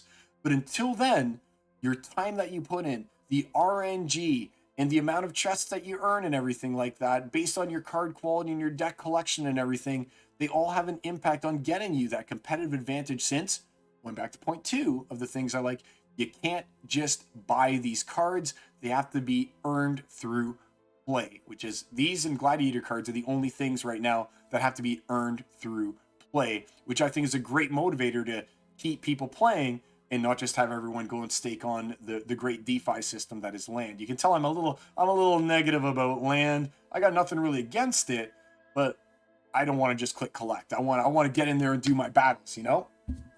All right. Now, one of the negatives that goes along with that is not having one of those key cards that you need. So a lot of this list is the positive is also the negative, you know? So the negative is not having one of those key cards that you need in order to be competitive. So in this case, there's a few that I can show you in my collection. I don't have my Skok Dustblight up to the point when it has 3 magic attack to really make good use of that weapon training, right? Because now the weapon training can go up to 3. Having a Skok with 3 is going to be so good for like your Riftwing and your Chaos Agent, way better than having only a Skok with 2 attack. So at the same point, I don't like not having that competitive advantage. The other side of the coin flip, right? Positives and negatives. I don't like not being able to have my Usit have healing like I talked about. And you guys who watch the show all the time know that every time reward chests come up and it's end of season, I'm always saying, please just give me that 1-star Usit. And it's funny because I say, don't make it gold foil. For the love of God, don't give me a gold foil Usit. I will lose my mind if the Usit that I open is gold foil. Oh man, like, I don't want gold foil Usit. I need just one plain old regular Usit, you know? So a negative is not having the cards that you need to be competitive. Same with Musa Celine here. Like, don't give me a gold foil Musa Celine. I need 2 Reggie Musa Celines to be able to get that second attack so I can actually get through Void when I'm playing against like an opposing Jin O'Shaughnessy or an opposing Void Dragon or something like that, right? So getting the cards that you, so not having the cards you need to be competitive, which again, that problem is solved when you can unlock, and hopefully the unlock will be at a reasonable price for players. Like, players need to be considered, I feel, in this as well. And players who don't have like endless pockets, you know, like some people might say, oh, just spend the money. Well, that's nice, but that's not an economic reality for a lot of us. You know, a lot of us were playing with the intentions of getting the Soulbound to roll them into other Soulbound. So there we go. That's my little speech on that 18x. Let's see if I got any more to talk about with the 18x. All right. So my number one thing, though, that I like about this is these reward cards. They reward you, and I'm going to quote Dwayne here, for the time and the attention that you put into the game. Unlike so many other games, so unlike Magic Arena, where you put in some funds, you got a great deck, you're playing your deck, but in the end, what do you have? you got nothing at the end of the day. You got an account, and once you log out for that final time, you got nothing to show for it. You got really only the digital assets that can't come with you anywhere else. They can't be sold. You got nothing, right? You play Hearthstone. You buy a bunch of packs in Hearthstone. At the end of the day, those Hearthstone cards, same thing. There were nada, nothing. Your time and your attention, meanwhile, in Splinterlands has resulted in you earning these Kulu Masterminds. And even if the unlock is 18x, you can still pay the 18x, put it on the market, and eke out with some meager rewards if your intention was to just sell. So I love the fact that your time, your attention, the skill that you put into the game and the deck building do reward you with these soulbound reward cards and with SPS, I guess. I mean, I'm not an SPS maxi type person. I don't really care about the SPS aside from I have to rent less SPS now. But I'm all about getting these cards that you get to play with and you get to use in your deck in order to be more competitive and grow your collection. And eventually, when unlock comes, we'll have some value, which is a totally different concept from so many other games out there. And I'm looking at you, Magic Arena. I'm looking at you, Hearthstone. I'm looking at you, other Web 2 games that you put in the cash, you get the enjoyment out of it. Don't get me wrong, you get the enjoyment, but that's it. There's no value that comes with it. And there is value with the time and attention you put into these soulbound reward cards.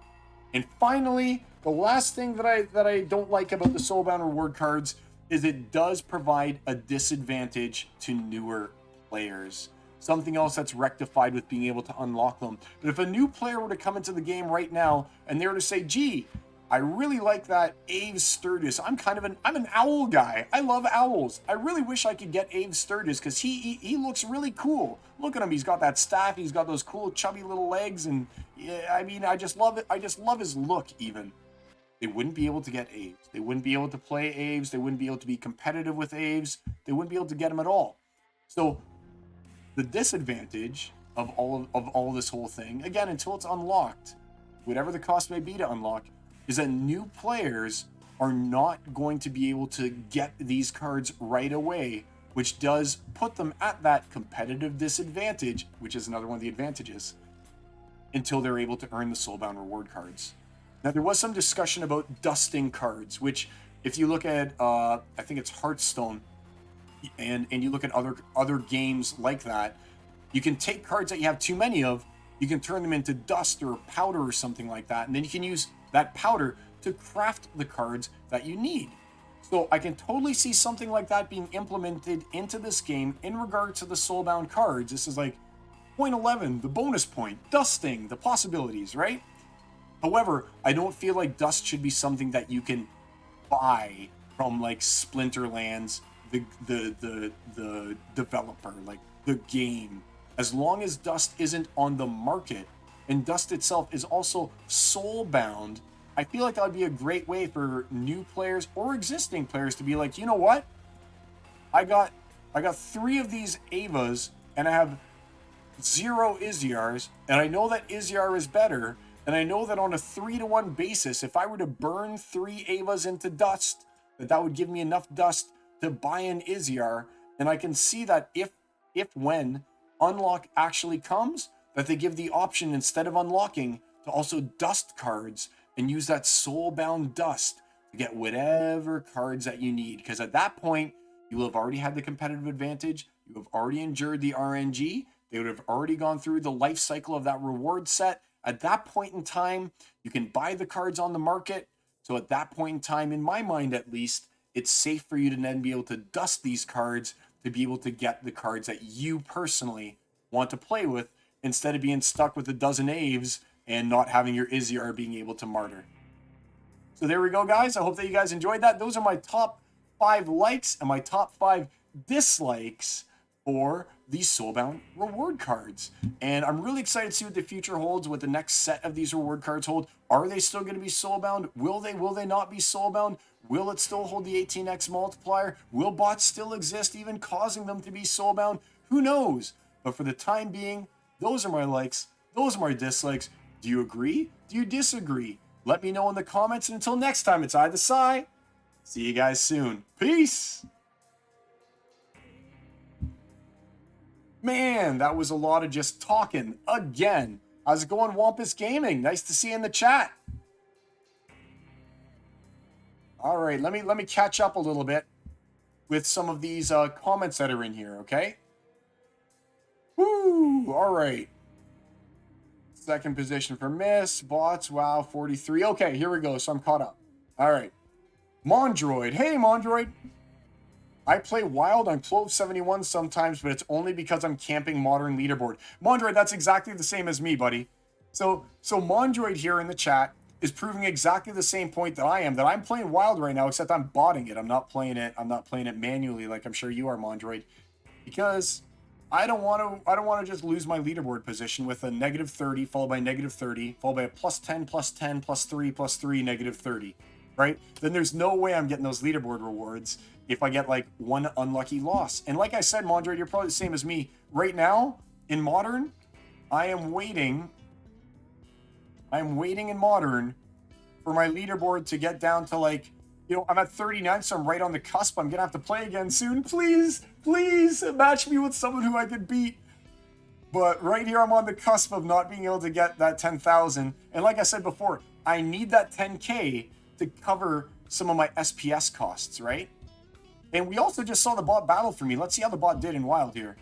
I'm at 14, so the bot must have done some winning. Let's check the battle log. There's a draw, so here we go. So here, that's what happens, I guess, right? Win, win, loss, win, win, win. So the bot did me good. Somehow, I'm at 14th on the leaderboard here right now. What does that put me at? I'm at 14th on the leaderboard in Wild, and I basically haven't played a single Wild match this whole season, just because, like I said, guys, I went and I looked, and I was like, heck no, I'm not playing Wild anymore. I can almost guarantee. Let's do this. Let's do a quick check. All right. So Big U72, you know we're both botting. We had the exact same thing. All right, let's check TOQS 1986B. All right, that one's too hard for me to copy him down. All right, Leo 10. Let's see Leo 10, for instance, okay? Now, Leo 10. Let's see what Leo 10 has to say for himself in his wallet. Archmage. There you go. All right, so Leo 10, Archmage. Let's do another one. Carpenter. Carpentr. The Explorer. Oh, Carpentr. So this guy's an old head. He's been around for a long time. Archmage. Let's do... we were not even going to bother with Elizabeth 22. That's got like a name in it. All right, here, look. Stoner Taquito. This guy's got a cool name, and he beat me. Let's see if Stoner Taquito, who's also using Yodenzaku, let's see if he's a bot. Stoner.Taquito. Taquito. All right. Stoner.Taquui. Stoner Taquito. Xbot Mini, Xbot Lite, and Xbot. He's got them all. He's got the whole Xbot collection. Like, he's like, I don't just collect Splinterlands card, I collect the bot tokens too. Like, straight up. So like I said, guys, that's why I just bought in Wild. Like, there you go. There's what I did previously when I was like, I was happy to play in Wild for a while. It's like, hey, you know what? It's easy. Like, look at these ratings inflation bots that just exist. And then I got to the top of like Diamond, that I'm just like, the good times are over, guys. 6-7 losses in a row. And again, right now, it's so funny. I use Xbot Mini. I give up 60% of my SPS rewards from battle rewards. The Xbot Mini cost me 60% of my battle rewards in SPS. It doesn't take any of my focus rewards, and it doesn't take my seasonal chest rewards. But I just don't even care. I just don't care about the SPS. I do it to earn the Soulbound reward cards, like we were talking about, because the SPS is valueless to me. The only thing the SPS does for me is it allows me to pay less in the SPS rental costs that I have, because I don't sell. I just accumulate, you know? All right, so let's keep looking here. RNG's great. Good to have all players with different max levels of some cards and not others. Exactly.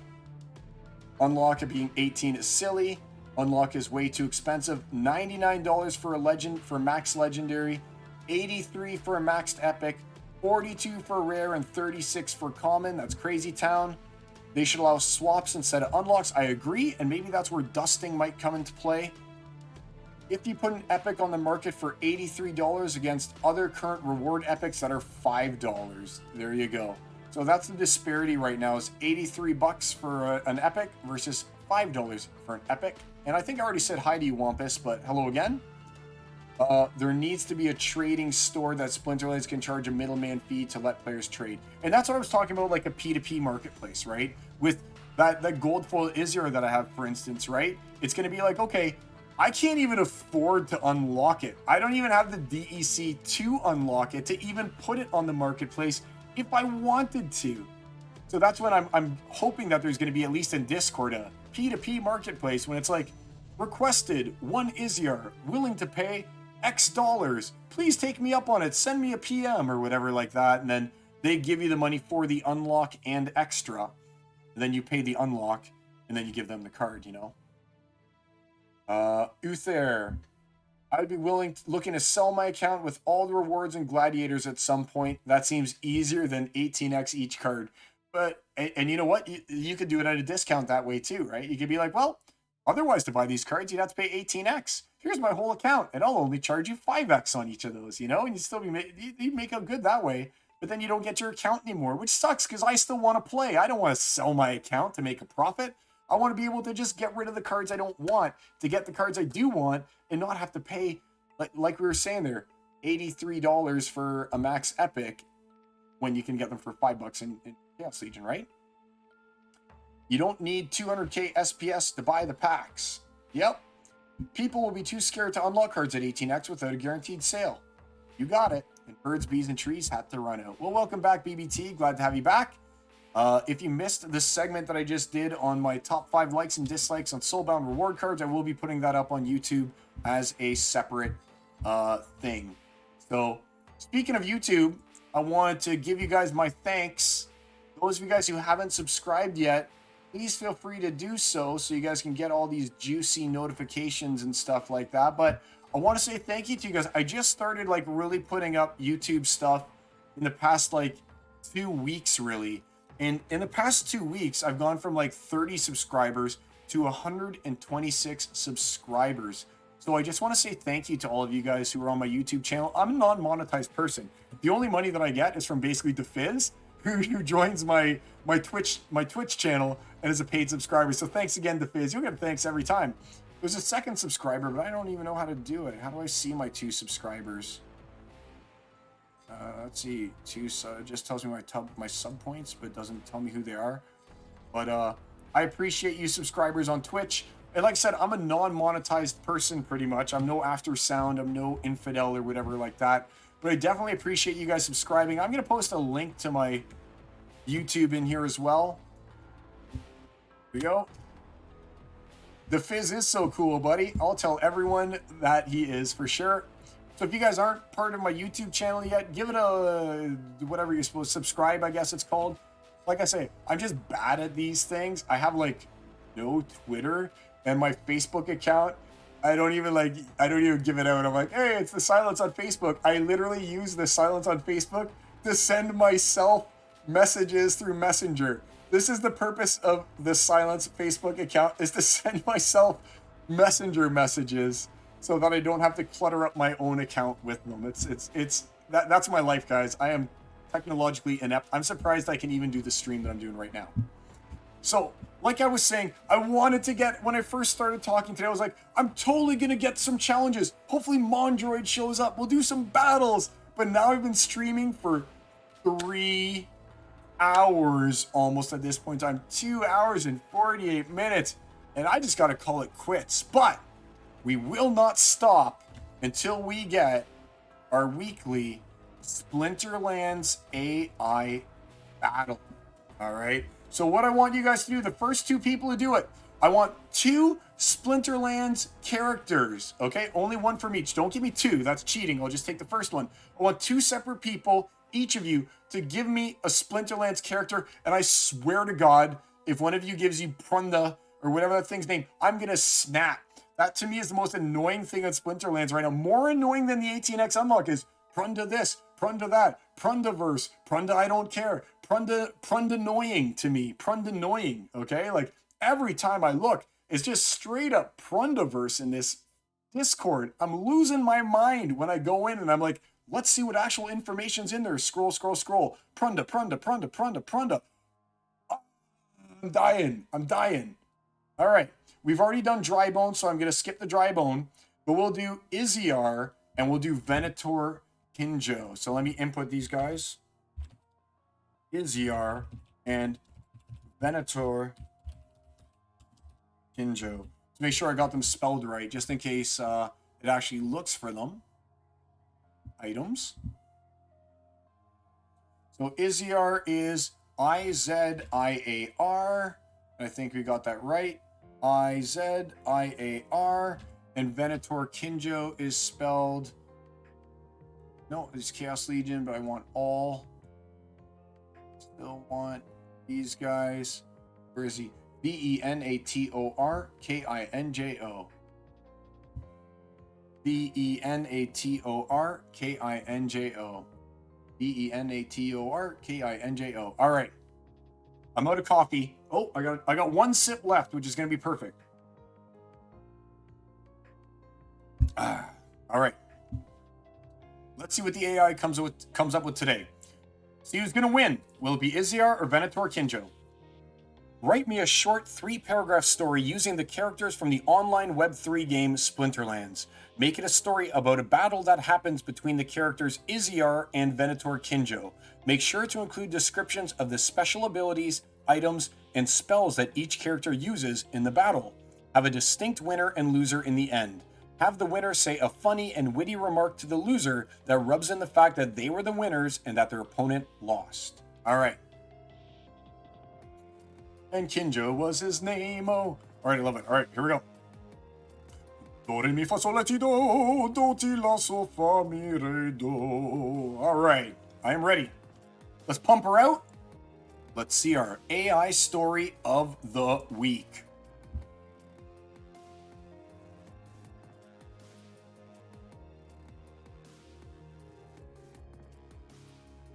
Here we go. In the mystical realm of Splinterlands, a fierce battle unfolded between two formidable opponents, Iziar, the cunning sorceress with a penchant for shadow magic, and Venator Kinjo, the relentless hunter armed with deadly precision. The air crackled with magic as they faced each other on the battlefield, each determined to claim victory. Iziar, draped in dark robes adorned with arcane symbol, unleashed her special ability, Shadow Meld, which cloaked her in an eternal shroud, making her elusive and difficult to target. She weaved spells of darkness, casting Dark Nova to engulf the arena in an otherworldly haze, sapping the strength of her opponent. Venator Kinjo, a master of archery, countered with his piercing shot, a deadly arrow that could pierce through magical defenses. As the battle intensified, Iziar attempted to ensnare Kinjo with her enchanted vines, using the spell Thorn Grasp. However, the cunning hunter swiftly dodged the attack, retaliating with a swift strike from his enchanted blade, Serpent's Fang. The clash of magic and steel echoed through the Splinterlands. In the end, it was Venator Kinjo who emerged victorious, his keen instincts and precise strikes overwhelming Iziar's magical prowess. With a smirk, he remarked, "Looks like the shadows couldn't hide you well enough, my friend." Iziar, begrudgingly accepting defeat, sighed and responded, "Perhaps next time the shadows will be kinder." Victorious hunter walked away, leaving behind a defeated sorceress, her pride wounded, but spirits unbowed. Dang! So it was Venator Kinjo that took it. Gotta love it when it's like in the real Splinterlands. I think we both know that Iziar would have just been like, "Sorry, Venator Kinjo, you're Gonzville." But you never know what AI is going to come up with. And in this case, GG's. It was Iziar that got defeated, and Venator Kinjo took it. Yeah, what happened to retaliate? Yeah, nope, no retaliate here. Just Venator Kinjo emerging. And let's see. Looks like the shadows couldn't hide you well enough, my friend. Yeah. Good job, Kinjo. Good job, Kinjo. So there we go, guys. We've come to the end of another weekly stream. This was a long one, a nice 3-hour stream. So, my friends, as always, it is truly a pleasure to have you guys here. I loved our conversation today. We covered so many different things. Had some good times opening packs, talked a little bit about those SPS rewards, talked a little bit about Soulbound reward cards, got our AI story in. We still haven't gotten a chance to do battles like I wanted to, But hey, there's always next week. If things just weren't so juicy out here, okay? If things just weren't so juicy out here, with so much to talk about, maybe I wouldn't be literally just talking nonstop for 3 hours. But hey, what can I say? Sometimes, you know, you get your games in and you just want to talk Splinterlands. And that's why I appreciate you guys tuning in with this Sai. I hope to see you all again next week. Same bat time, same bat channel, between 9 and 11 EST, or I guess in this case 9 and 12 EST, every Thursday. Till then, keep battling, keep Pretoria safe, keep fighting the good fight against those bots, and I'll see you all soon. Take care, my friends. Until next time, peace!